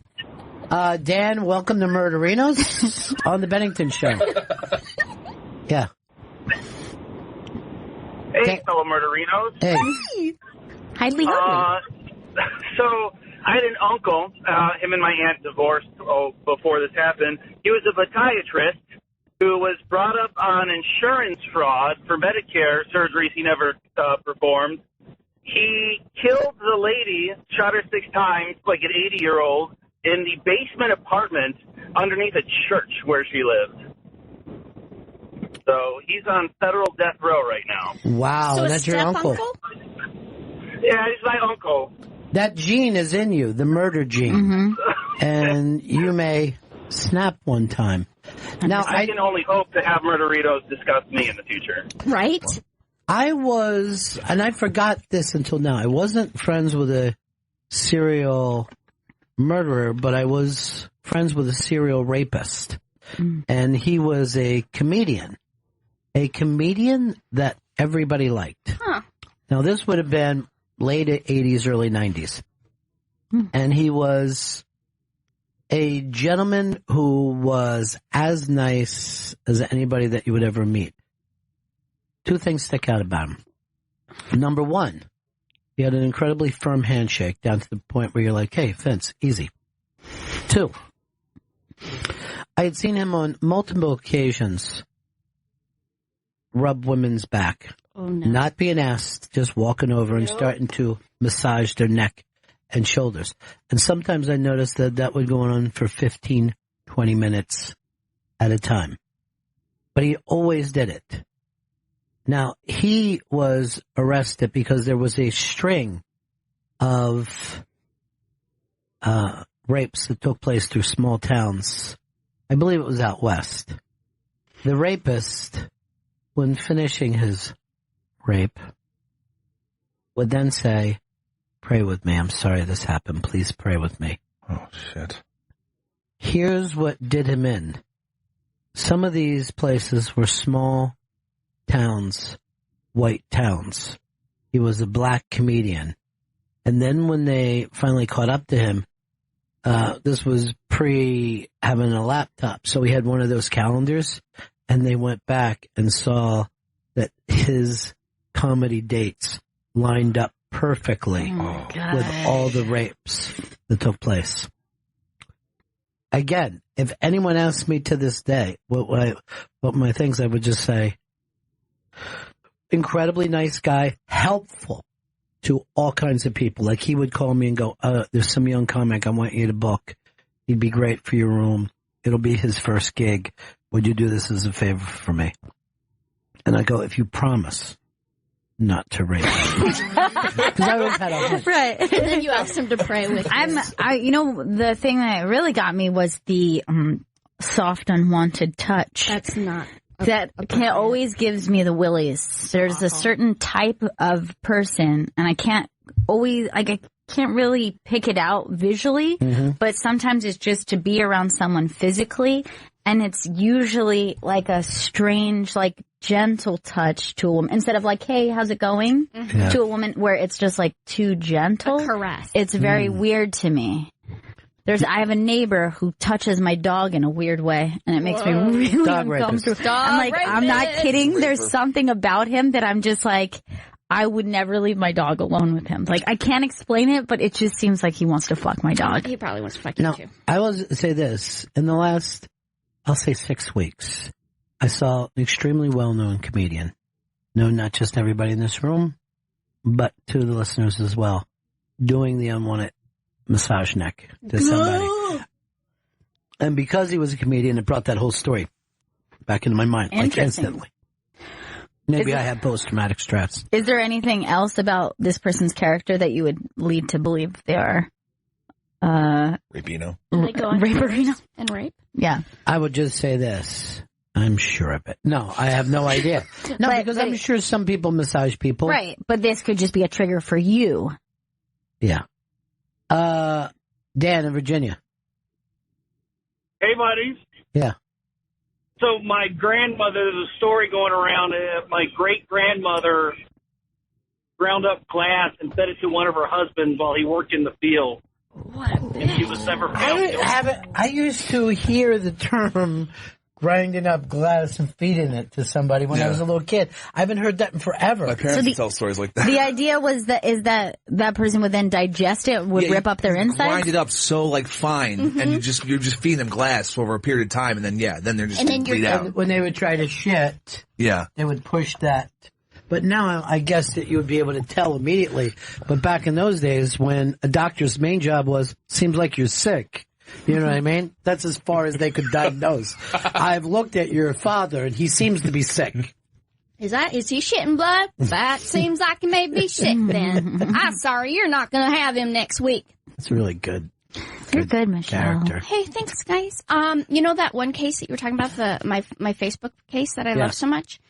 It went further. She had Munchausen by Chausen, and not how you say it. And she was giving her daughter pills as well, and made her lose teeth because it was for when you have seizures. If you don't actually get seizures, I think it's called Munchausen by Chausen by proxy. By proxy. And there was a person that we all know that people used to whisper that about.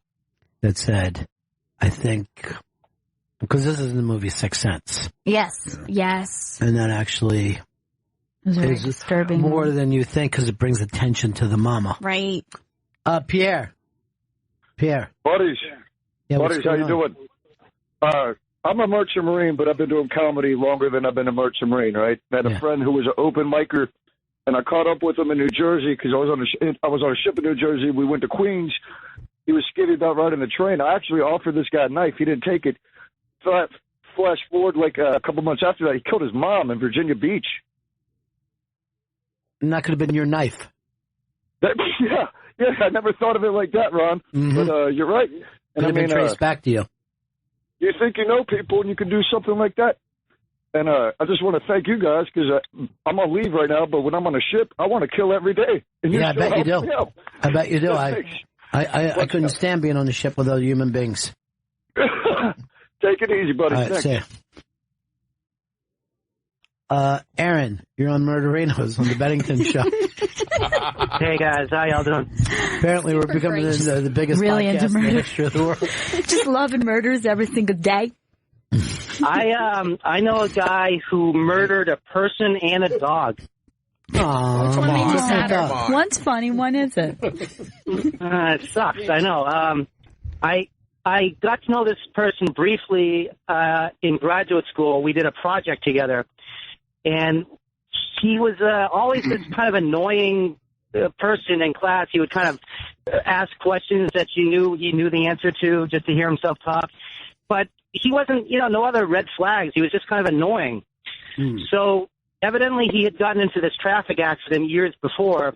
And when hit his when head? he came to trial for that traffic accident, when he beat someone up at that traffic accident, he was found guilty and was told to pay this person $100,000. Wow. So evidently in the courtroom on the day he was found guilty, in order to pay the money, he said to this person who he had beat up, "You'll never see a penny of that money," and walked out of the classroom, or the courtroom rather. And then that night he broke into the guy's house, shot and killed the guy's roommate, shot and killed the guy's dog, and shot the guy but didn't kill him. And so I briefly worked on this project with this guy, and it was weird to have known someone who I didn't know he was going to be a murderer. Yeah. And yet, maybe you did. Maybe you were with him that night. Maybe you're an accomplice. Maybe. We did have to work late on our project together, and he was asking me all sorts of questions about like how you load a gun and Jesus Christ. I hope you didn't say anything. I should have known better. I should have known better. So let me show you. Sure, friend. You ever think of the perfect murder, though? I mean, the perfect murder is you don't know the person at all. Yeah, but then I wouldn't enjoy it. You don't think you would enjoy just murdering a stranger? No. I'd have to know the person, have my reasons. Mm-hmm. Revenge, most likely. Justice. My anger doesn't stay with me a lot. I think I'm like Chris Stanley, where it flares up, and I'll see the guy later, and I'm like, what's up, dude? But, at that second, I could kill him. But after that, I don't care. Right. You're a crime of passion guy. Or a cold serial killer. Interesting. One or the other. Yeah. I always thought of this, the perfect murder, and you could never be caught, is that you sneak up behind the guy, right? And then cut his throat. That sounds so perfect. So perfect. So perfect. It's getting better and That's better. thought out. What if you slip on the blood, though? No, here's the thing. So, you take his head, right? Yeah. Cut his head off. Oh, you cut it off. And then you're driving around, you have it on a broomstick, and you're just driving around town, and people are like, hey, I saw the two of you together. Days after the murder. I don't know. I mean, I know, man, I'm as crushed as anybody. And think of, on the highway, you can ride in that lane with more than one person lane. Yeah. That's perfect. No, the other thing I was thinking about is that you could drug them, which isn't, people don't like that. But then, hold on. Yeah. While they're drugged, they're asleep. You cut their stomach open, right? Yeah. You shove a bowling ball in there and sew it back up. And then you go around and you're just saying to people, I heard he had a tumor. Did they check? He might have died from a tumor.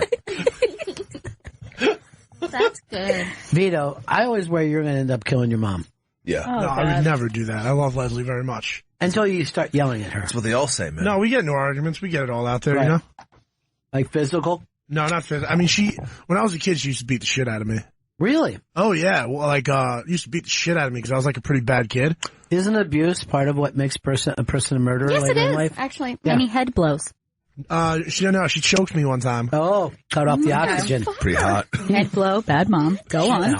She choked me one time. I had to kick her off, and then she was pretty mad that I kicked her off. I had to go talk to my uncle about how I shouldn't kick my mom. Did you kick her off or jerk her off? I kicked her off. I would never jerk her God, off. this is horrible. I don't think he's sure. I'm just going to write down his Murderino's jerk. I would never jerk my mom off. I believe he's a murderer. He's not a murderer. I don't like him from that hat. You know what I was just thinking, Murderinos? I was just thinking, what if one of the people who, one of the callers who called in was describing a murder, but it's not something that happened yet? Like, you read this thing like it just happened today. Wow. And they were trying to to say that it was someone else, but it was actually them. They're describing what they're about to do. And they wanted to make sure it was good enough. Right. To So actually make people right. go, And then I you love went, this. ooh, that sounds good the way that you described that. And then, but it could be called a copycat murder, even though it didn't take place. Right. Right? Like copied off your own story. I had this idea for a kind of a serial killer movie. You take a president, right? And you call him, I don't know, you ask for money or something. He's got to give you the fucking money. Or else you're going to kill somebody that he's known before. So one day he's like, oh, did you hear your third grade teacher was murdered? And then they'll be like, hey, that your old neighbor was killed the following day. Your barber. You know what I mean? It's like, oh, you take a guy that's 70 like Trump, and it would be over the course of his entire life until he made some political move or whatever that you wanted him to make. Right. He had to slowly start hearing everyone that he ever had any relationship or friendship, not like family members. Right. Just you like know, so you connection. can't protect him. But it's like, oh, the kid who sat behind you in biology in 7th grade, dead. Perfect. So it's kind of like, this is your life. Right. Murderino This is your style. death might be the name Yeah. of it. But I was going to call it Murderino, Beefarino. Hopefully I can get some seed money from them. Murderinos is the new name of the show. Frank, Georgia. Hey, Bennington, how's it going, man? Well, we're just getting caught up in all the Murderino stories. How's it going with you? I hear you. I'm doing good. I'm doing good. I've been following you for years Money from in the my YNF days. So, and hey, I live in a little town called Homosassa, Florida. Oh, I know and that the next town. town up is the next town up is Crystal River, and there was this last year. These two 18-year-old guys, fresh out of high school, got involved with a 55-year-old homosexual. They went to his house with him and had some kind of a tryst in the hot tub. They wound up bludgeoning him to death and stealing a bunch of precious coins that he had. And it took the cops like a week to find him in the hot tub. Yeah, it is.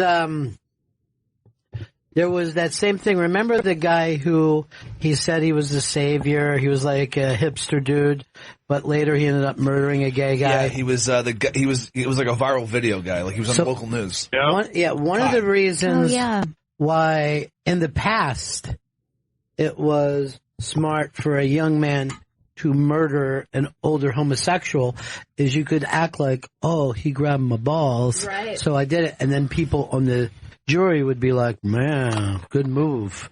Right. I wouldn't want anybody to grab my balls. Well, guess what, Murderinos? You just got fucked over by the defense. Who's Murderinos in this scenario? Greg, Texas. Greg, what do you got? Hey, Ronnie B. Hey, I think it was probably the early '80s. My brother, a lot of murder. Yeah, my brother was babysitting across the street for somebody, and he used to get stoned all the time over there. Well, we found out later, but they had a small infant child, and he ended up killing the child. By putting it in the oven because he was tripping. He goes, I put that turkey away from you. No, he strange enough. Later, years later, we found out that he broke all its fingers and threw it against the ceiling, and just all kinds of weird shit. But I kind of saw it coming because when he was young, he was always the kind of guy that would hurt animals and talk about killing people, and he always fought to kill our mother all the time. I had a guy in my family, I'm not going to say who it was, he used to eat animals. Oh my Almost. God. And he would always want sides. You know, that's disturbing, even for a murderino like me. I like food that's made from animals. I'm so sorry, guys. It seems like somebody... You don't do that, do you? I love the Sounds like somebody flesh went... of others. Oh my God. Somebody went from murderino to murderer on the next Bennington Murderino show. Guess what? This week somebody got murdered. Join us for Murderinos on NBC. Or is it NBC? Murderino Broadcasting Company. And that's how that person got murdered. If I was murdered but I was just like laying there and I'm dying, I would write my own name in the blood. To fuck with them? Yeah. I mean, you could try sue something. And you'd be like, yourself. why would I write my own name? That doesn't even make sense. Guys, I'm the last person to do this. I think they're after me next. I think that's what they're trying to say.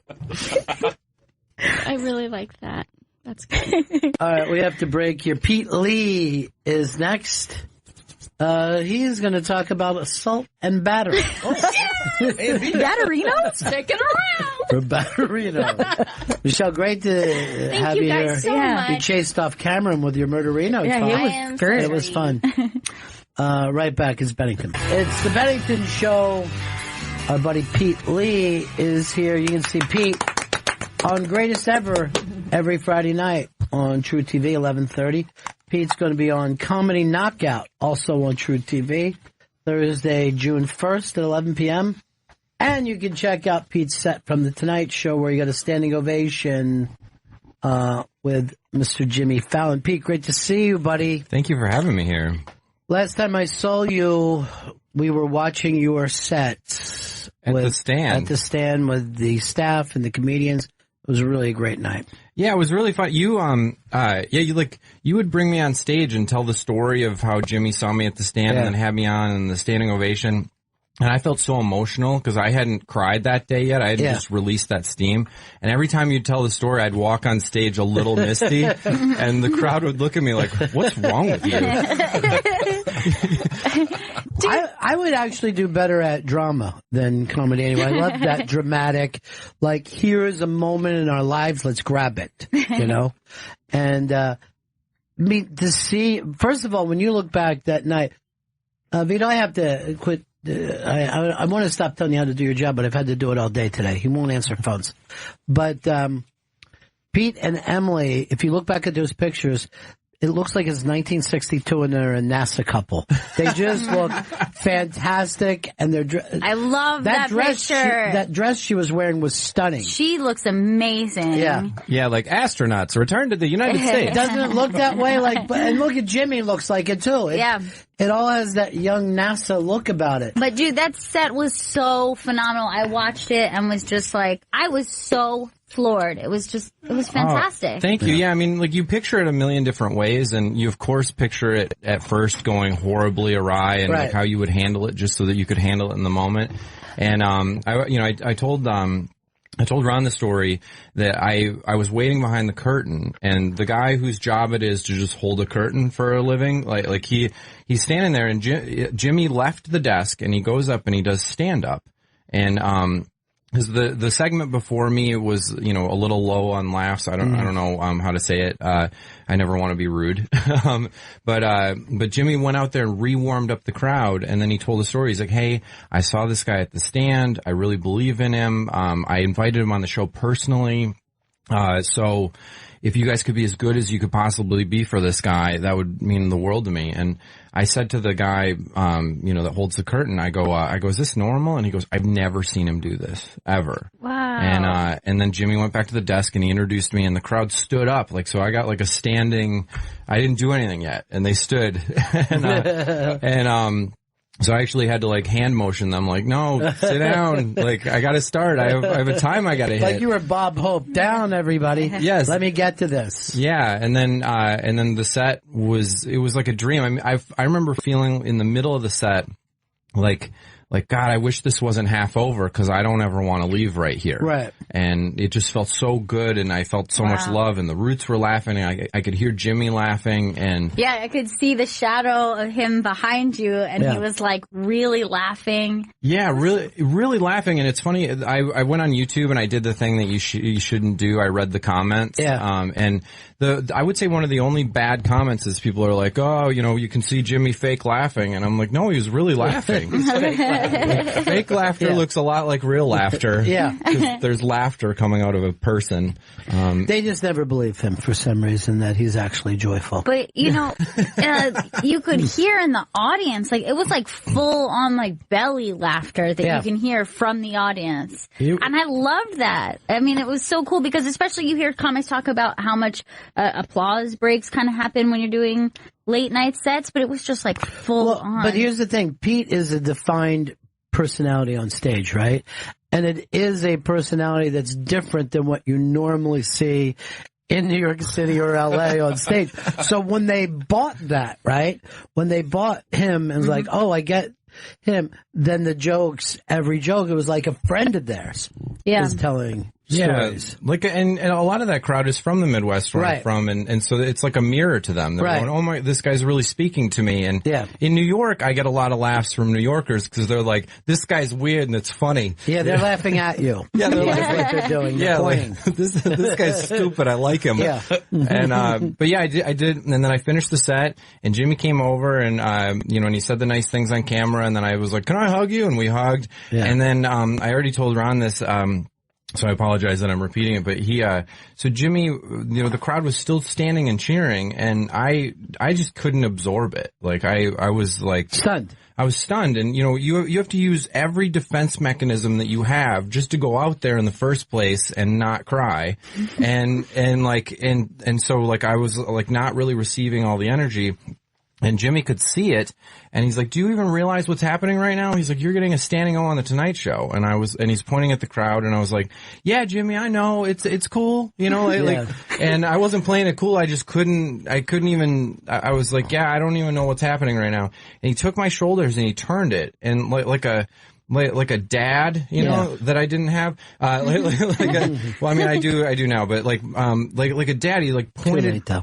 Yeah, too late to improve me. But he turned my shoulders and he was behind me. And he pointed at the crowd and he's like, look at that. He's like, I'm not going to let you not feel this. He's like, you're getting a standing on the Tonight Show right now, and you're going to feel it. And I was like, I'm going to cry, Jimmy. And I don't care.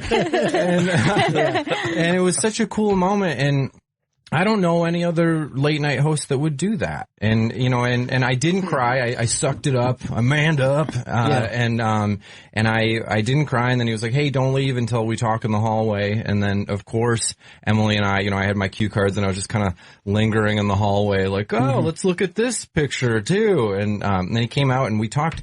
He talked to us for like 20 minutes. He took a picture with everyone in the party. Like he was so gracious and cool. And who all did you have with you backstage? I had Emily, I had Dante, my manager Dave Kimowitz, and then Ray Allen. Wow. And it's kind of a funny combo because Emily and I broke up and got back together a million times.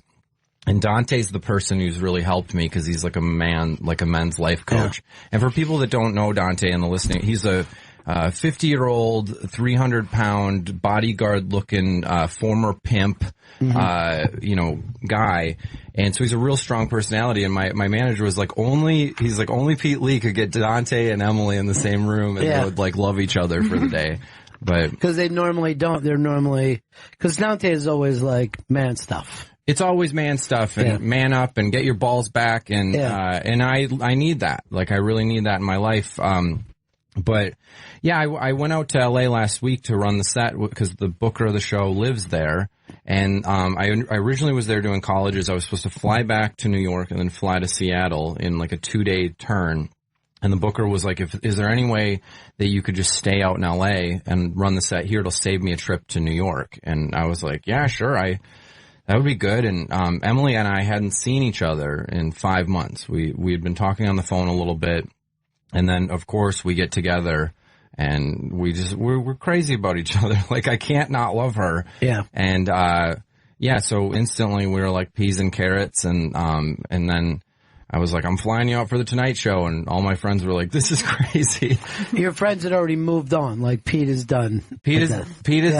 Pete's not, but they also know that I'm an idiot for her. Like, she's the only person in life that I've ever been an absolute idiot for, and I couldn't see doing the Tonight Show without her. Could you imagine how different of an experience that would have been? Because Emily, of course, is a great comic, and like I was talking to her about it, and she was like, she knew the point in your set where that if you had them, it was going to go well, and if you didn't, it was going to go bad. We were talking about that, and I'm like, not a lot of people get that from their girlfriend, Yeah, the girlfriend would just be kind of on pins and needles. Like, you're doing it. Not know what technically is going on, but yeah, I mean, like, just so the audience has heard Emily on this show before, and, they might know her, but, she, she's one of the great comedic minds in America right now, and there was a point where I was going through my divorce, and she was just my best friend, and I had a month between stopping tour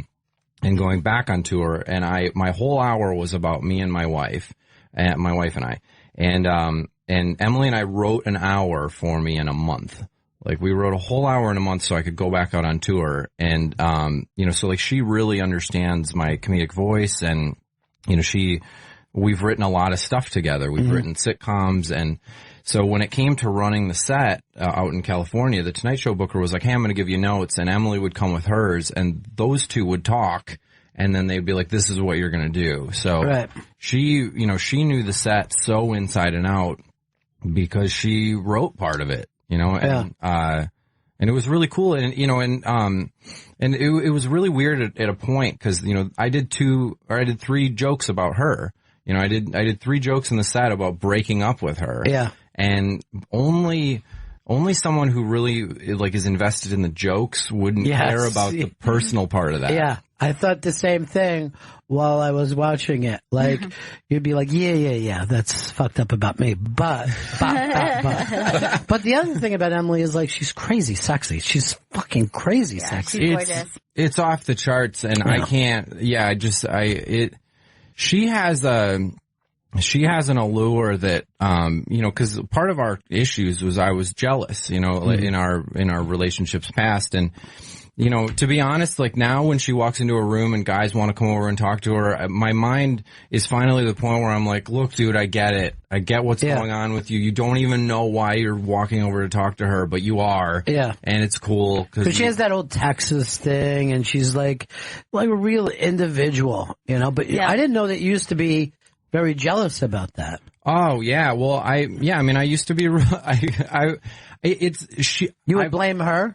Oh yeah. Like, why are you talking to that guy? Like, I got so, I don't know, like the stereotypical, like, jealous Latin lover, like, I'm not trying to call out, an ethnicity or whatever, but that kind of like, even like Italian, like, why are you talking to him? Like Puerto Ricans. And garbage, Look at how I don't want to offend anybody. I like Italian, like, how there's such, what do you guys eat, meatballs all the time or something? That's weird. By the way, that picture, I forget who sent it in, that the giant meatball with spaghetti inside of it. It's really disgusting. Oh, it's like a spaghetti stuffed giant meatball. It's up on the iBank today. And it's, when you Americanize something, you're just like, let's make it big and really gross. And a big meatball is a meatloaf, and that's disgusting. And by the way, in Italy, like, even just what we think regular meatballs look like are so much bigger than what they make in Italy. So, like, they already find it to be vile, like the stereotypical, like, spaghetti and meatballs. But this is the giant meatball that's stuffed with spaghetti. It's just disgusting. Like, really makes me sick just looking at it. It's epic mealtime, but it's like by real people. Yeah, what's epic mealtime? They'll just like combine all sorts of food into some disgusting inedible mess. Horrifying. No, this isn't necessary. By the way, we have a candy buffet set up for Pete. Yes, we did. Yeah, this is amazing. Congratulations. Yeah. I love this so much. Our friend sent us these wonderful candies. Janice sent us a big box of candies. She's from Chicago. And she also... She sent dog treats, so don't eat these. These are for my dog. I would have totally eaten those. No, here's the other thing. I saw you eyeballing them. She sent me a nice big letter to read, and then a second letter to read. Yes, a part 2. You have a lot of reading. Yeah, I got a lot of reading ahead of me. I'm going to edit down some of it and try to send it back to her, and we'll get a novella going.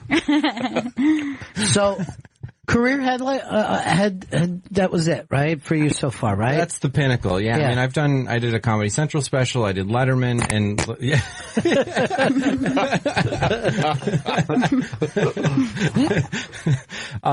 But yeah, that's the pinnacle. And, you know, when I did Letterman, I think I got like 20 text messages from people, and I was like, wow, that's a lot. And I can't, every time I start to clear my messages, I get more. And, you know, and because of YouTube, every day a new batch of people watches it, and it's overwhelming and cool. Yeah. Well, Gail, you were so excited that night, and I texted back to you. I'm like, I'm here with him right now. Like I was watching Pete and Emily watch themselves. Yeah. You know what I mean? Like, meanwhile, I'm texting him being like, Pete Lee's on right now and he's crushing it. And he's like, I know, I'm with him.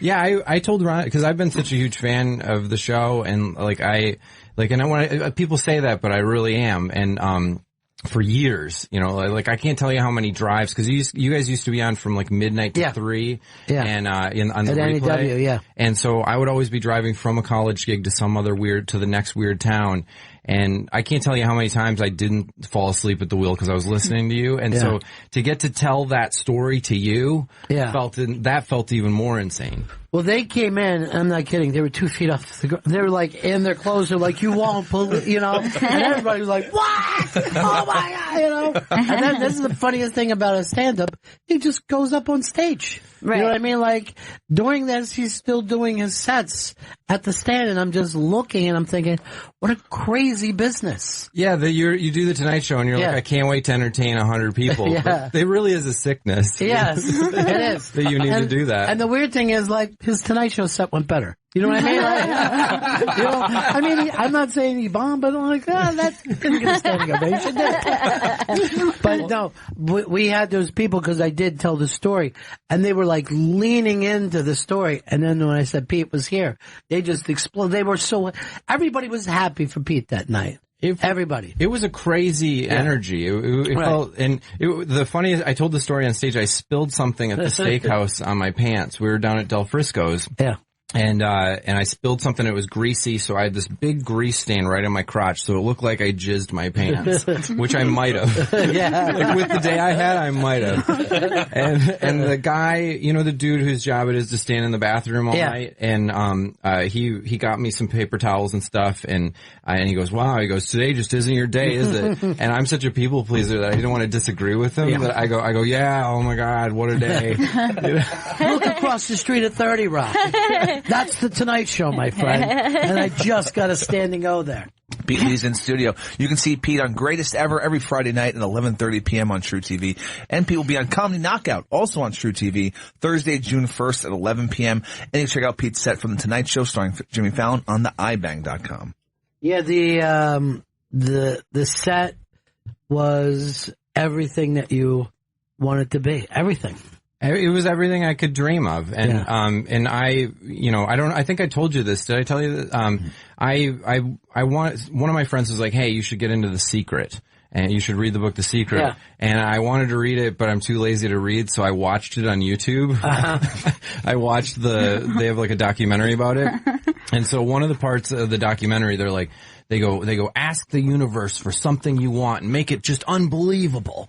And so I was in my living room and I go, I wanted to, because I'd heard about Nate Bargatze, who Fallon saw his show and then had him, Fallon saw him live and then had him on the show. So I was like, I want to wish for that. So I said, I want to do a show at the Stand and I want Jimmy Fallon to come to it and I want him to see me and then want me on the show and then I want to kill on the show. And 2 days after I did that, I got an email from the booker that said, hey, do you want to do a showcase at the Stand for the Tonight Show? And I was like, it's happening! Yes, The Secret! It's starting! Yeah. And then that night I was standing at the bar and Dave Kimowitz walked by, then Adele walked by, and then the next person that walked by was like, hey Pete, it's Jimmy Fallon, how are you doing? And I was like, it's working! And then the set went really great, and I don't know if I've told you this story, but I was on stage and I did the joke where I say I never want to offend anybody. Like the other day, I saw this guy sneeze, and I wanted to say bless you, but instead I said happy holidays. And the crowd, the crowd laughed, but then Jimmy stood up, like he stood up and clapped. He was like, yes! And he loved the joke so much. And the room went nuts because they were all trying to not acknowledge that he was there. New Yorkers want to be cool, and they're like, whatever if there's a celebrity, but then they just went nuts. So I said, I go, thank you, sir. And then, the comedian in me wanted to tag it. So I go, I love your impulse control. And that got a huge laugh in the room. And, and then I got up to be on the show. So. The secret works. The secret works. The secret works. It's not such a secret anymore, though. Everybody that's listening is going to end up on Fallon. We're all wishing the same thing. But, everybody says whatever they say about Jimmy, but this, a comic had told me a story, and this is probably one of the top drawing comics in the country right now. And he said he does the Tonight Show, and he just goes blank. He's doing his stand-up, and he just stands there, and he goes blank. And Jimmy runs over, and he goes, I'm sorry, I just went blank. And Fallon says to him, that happens all the time. Don't worry, we'll restart it. And I'm like, I don't think that does happen all the time. You know what I mean? Right, yeah. I think he just decided to save your career. Yeah. Yeah. Wow. Because I don't think that happens. And this guy is one of the top drawing comics in the world. And Gail does the impression of him. Because I don't want to give out his name, but you know who you do. Chopping. Chopping. Sit down. You've been at this place Chipotle. They got a guy back there. He's chopping chicken. I don't know what kind of chop is this. He's chopping. He's chopping chicken. But I don't want to give his name away. But, is he from Chicago? Yes. Oh my God, I love him. The first time I met him, I was doing Premium Blend on Comedy Central, and I remember he walked in with an entourage. Like he had people and handlers and whatever, and my first instinct was like, God, I hate this guy. Right. And then I saw his stand up and I was like, God, I love this guy immediately. And then afterwards he was so cool. And, Emily and I, guy. We quote his thing about, handle it. like how a man should handle it. Yeah. We won't stop saying that to each other. But that has to be Fallon just being a sweetheart to go, oh, no, this always happens. Yeah. But I don't think it does. I don't think anybody goes blank. Yeah, I don't think anybody's as dumb as him. That comic that did that. No, I had somebody told me a long time ago when you do a late night set, load up the first line in your brain and like really load it up. And even when you're behind the curtain, I'm originally from Wisconsin.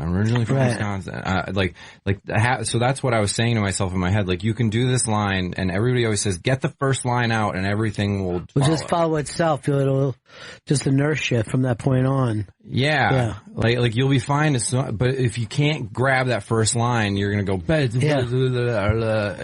But when you're standing behind that curtain, and you know you're going to explode out there, you're going to be thinking, I hope I don't shit myself, I hope I don't piss myself, I hope I don't puke. You know what I mean? Like, there's just too much. There's too much. I actually had, because they let you do the walkout earlier. They let you rehearse that. And in my head, because they have the monitors turned towards you during the warm-up, so you kind of see what you look like. And I have a tendency to wave a lot. And men will wave, but a man's wave has to be one solid slow motion and then down. A man can't move his wrist side to side real quick like Forrest Gump. And that my body wants to do that so bad. My body wants to go, hi! Like a dog wiggling when its owner comes home. Yeah. And so I was behind the curtain going, you get one wave, and do it slow, and don't be an idiot. Right? Yeah, so I got it. I walked out and my arm went up a little too quick, and I was like, that was too quick. That was too quick. You got it. Now put it down slowly. It was almost like a golf swing where you went too fast in your backswing, and you're like, all right, control it. You look like your wave is like the end of the Beverly Hillbillies. Where the Beverly Hillbillies would just sit and wave all through. God, that's a great story. Like the every once in a while you're like, oh yeah, this is show business. And that Tonight Show thing is literally show business. That show is it's a machine. Mm-hmm. You see people, everybody has a job and everybody has one job to do there, and they're running around. And, I've talked to so many of the writers backstage, mostly because they're friends with Emily, so they dropped by the dressing room to say hello to her. That's great. And I was like, hey, did you get some jokes in the monologue? And they were like, yeah, one or two. And,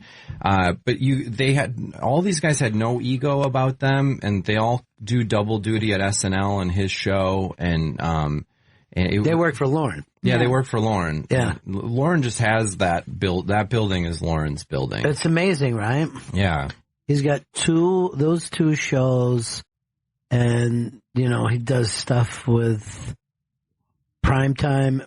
But then, I don't know why they just don't give him the Today Show. You know what I mean? He can just do all of it. Yeah. He's got that machine. Yeah. Matt Lauer, could you make it funnier? Yeah. Possibly just punch it up a little bit. Yeah, just try to do something that people remember. Pete leaves in studio. Hey, Sam. Oh, you can see Pete on Greatest Ever every Friday night at 11:30 p.m. on True TV. And Pete will be on Comedy Knockout, also on True TV on Thursday, June 1st at 11 p.m. And check out Pete's set from Tonight Show on the iBank.com, on Twitter at Pete Lee Tweets. So, now, I never get into your personal life, but you brought it up. So you and Emily, more bonded than ever now, right? Yeah, everything's great. I mean, I love her so much, and we went through a lot, and we were in couples therapy.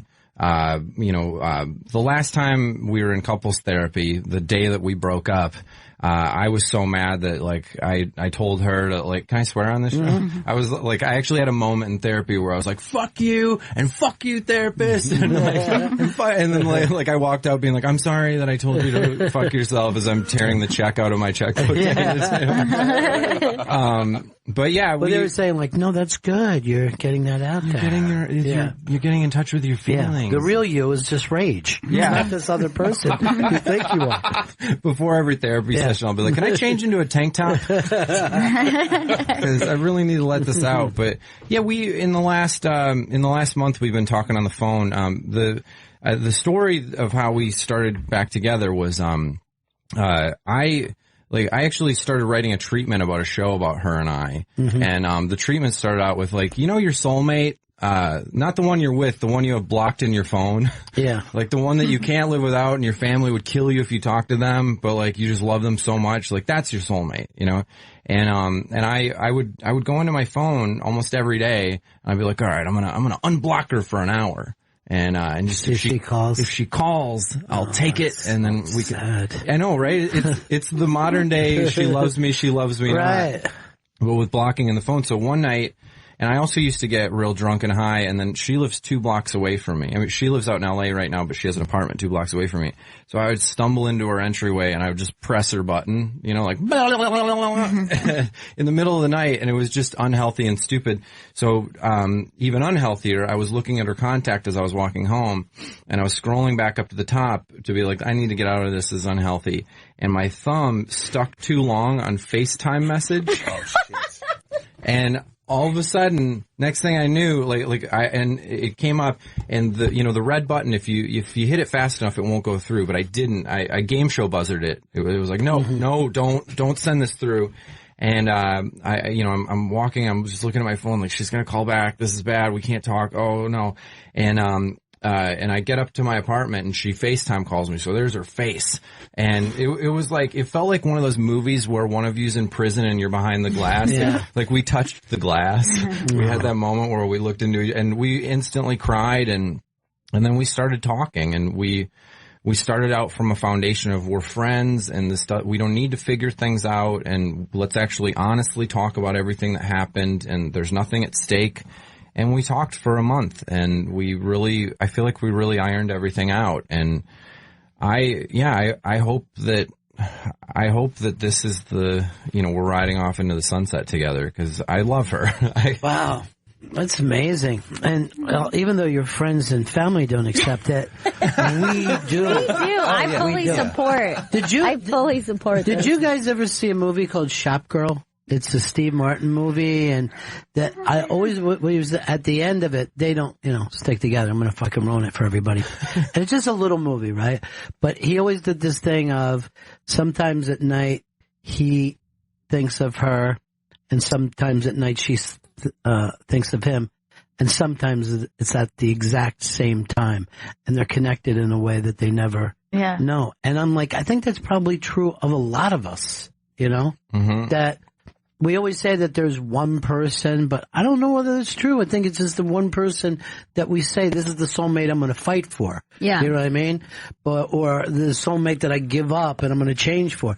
But I think that there's other soulmates that we didn't make those moves, Yeah, I mean, but there's, I don't know, like I dated a girl in between, and she wasn't my soulmate. Right. We broke up and she's posting stuff on Facebook, like went on a date with a Brazilian guy, brought him home. Nice. And I'm like, here's how emotionally invested I was like, Great job. Good for you. Yeah, like I'm happy that you're happy. And that's love too. Right, it is. It's its own way of being. It's certainly true. Vito, you haven't dated again? No, I've not dated again. And how long has that been?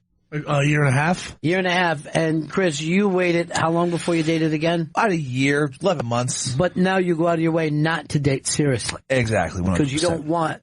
I just don't want a relationship. I was in a relationship for a long time, and now I just want to enjoy myself. But both you guys were busted up when it was over, right? Oh, yeah. Yeah. I was all fucked up. So fucked up I got sober. Which is always funny to me when people go, now I'm going to change. The dumbest shit. After it's over. You know who just did it the other day? Brad Pitt. Oh, He's yeah? like he stopped drinking since he left his wife. And I go, wasn't that what she was bothering you? She was asking you to do that. So she wanted you to do that. She would have just did that before. Vito, what was the problem for you? That hat? No, I think this hat's going to fix everything now. Okay. But do you ever go and check any of her social media? No, once. Too painful? Once we broke up. And then actually like a month or two ago. Yeah. I guess she got an Instagram after we broke up. Mm-hmm. So like it came up as like people you might know. And then I was with my friends for one of their birthdays. Yeah. And then I just blacked out that night. Wait, so you came up as people that she might know? No, she came up on me as people you might know, and her picture popped up on my phone, and I guess she had a new boyfriend, and I was and then I looked at it, and then I deleted it, and then I started drinking a lot that night. There's no way, because that's happened to me a lot on Facebook, and with it would suggest my ex-wife to me, you might know her, and it's I told you I was married to her. Right. And then all the time hop stuff of it would be a year later, remember this, and I'd be like, I remember that hurtful time. Photo collage. Yeah. By the way, I get those things too, and I've never been on Facebook. And they send it to my mail, and 90% of the people I don't know, but 10% of the people I do. Sometimes they're listeners, sometimes they're people I knew in Florida, sometimes they're people I know in Philly. It's weird. Yeah, I feel like the most common one, it's always it's usually girls that I've had beef with in the past, probably because we dated the same person at some time. Yeah. So it's if we have 40 friends in common and we're not friends on Facebook, there's a reason. There's a fucking reason really for good, that, dude. Why are you asking me, hey, do you know her? Of fucking course I do. Of course I do. But they know, Facebook knows that they'll get 40 extra page views from you because you'll be like, oh, what does this bitch look like? Yeah. And oh, I bet she's gotten fat. Oh, she has gotten fat. And you scroll down. One of my favorite things, it's almost like time-lapse photography that you can watch someone get bigger if you just scroll real fast on their photos. Vito, occasionally, your ex dates a couple that I know. And we all know. I think. Does that bother you? Yeah, that bothers me a lot. On both parties. 3. It would be 3 parties. On her party versus their parties. But you know that they were going to do that, right? They even told you before. No, nobody ever told me that. I think he said that he was into her. He never told me that, but I wish her the best in all her. But they got together through the 2 girls, but they've even said during sex your name has come up. During sex? Yeah, Wow. and then laughter. Oh, God. Like, that's I guess insane. Vito never did this. Oh, no, that's not fair. I thought maybe you meant in like a nice way. Like, oh, No, you know who I'm here. talking about, though, right? Yeah, I think I figured it out. No, I told you. You don't have to figure something out if I told you. Oh, I forgot. I think I blocked that out, but No. from what you're saying right now, I think I can put 2 and 2 together. Well, write it down. Have Jen one. run it over to me. 1 and 1 together. Yeah. I'm imagining that while they're talking about him during sex, they're like pantomiming a little hat. Yeah, that hat is too small. Is the head too big? It's hard to tell. Is he writing it on a piece of paper? Pete Lee's in studio. You can see Pete on Greatest Ever every Friday night at 11:30 p.m. on True TV. And Pete's going to be on Comedy Knockout, also on True TV, Thursday, June 1st at 11 p.m. And Pete Seffin Tonight Show is on the ibang.com. No. Vito just updated his Billy Madison, Steve Buscemi kill list. Put me on it. Oh, yeah. And his girlfriend. Oh, yeah. Yeah. That makes It'd be nice sense. if it would have come up in Austin, but I mean, in all fairness, just so you don't feel so bad, like they've tried to fuck me. That's because they don't take this as personal as you do. I don't know. But It you also- should have. It's also weird. Yeah. It's also weird considering like facial features and size. Oh, you think you resemble? Yeah, I think that's a little weird. You would hurt his feelings because he thinks he's much smarter than you. No, I don't know about that. All right. Again, let's not be mean. Come on. Okay, we're just fucking your girlfriend, not going to those extremes. Also, it was just a quick moment there when I saw Jen running in here with this message. And I was like, how is this? I mean, it's a job that she has to do. Yeah. This is like my employer's asked me to pass on this note about who's fucking his ex-girlfriend. Well, the point is at least everybody's happy but you. That's fun. Pete, I just saw a thing for it's going to be a television show, and a guy does the Tonight Show, kills, and it's the old days with Carson. So he gets the couch, and then he makes sure that night he goes out, has a nice meal, watches the set, and then steps in front of a bus, thinking nothing will ever be as good as what just happened. It's called I'm Dying Up Here, right? Yeah, I didn't want to give that away in case anybody sees it, but yes. I auditioned to play that role. Really? Yeah, that's so weird. You should have got it, by the way. I should have gotten it. Yeah. But, I had a really great audition. I got great feedback for it, but, I go in for a lot of roles where they're like, they're like, we're looking for a type, that's, that is just so much more of a man than me. Mm-hmm. And I just am not that. And they're like, God, you're great. We want to put you in something, but wow. You know what you need? You need Paul Rudd to die. And suddenly there'd be so many roles for you. So many roles that you would be perfect for. I should send Paul Rudd some ricin. Yeah. All right, Pete, by the way, again, I'll say it because we don't have to say it. So proud of you, dude. Congratulations. So proud of you. Seriously. So great. It's so exciting. Thank you. Give Emily our best and say that we're on your side. Yeah. I will. Despite all your relatives, what they're saying. Team Emily. Yes. Team Emily. I didn't know that we could do that, but that's good. I like that. Team Emily. Yeah. Yes. And in your case, I'm not on Team You, Vito. Pretty hurtful. Yeah. All right. Anything else, Chris? No, there isn't anything else. All right. Well, then plug Pete, and then we'll get out of here. Pete Lee's been in studio. You can see Pete on Greatest Ever every Friday night at 11:30 p.m. on True TV. Pete will be on Comedy Knockout, also on True TV, Thursday, June 1st at 11 p.m. And check out Pete Seffin Tonight Show on the interrobang.com, on Twitter at Pete Lee Tweets, on Instagram Pete_AF. Thanks, Pete. That's it for us. Thank See you. again in 1974. Ladies and gentlemen, the evening is over. We hope you all enjoyed yourselves, and we'll see you all again in 1974. Good evening!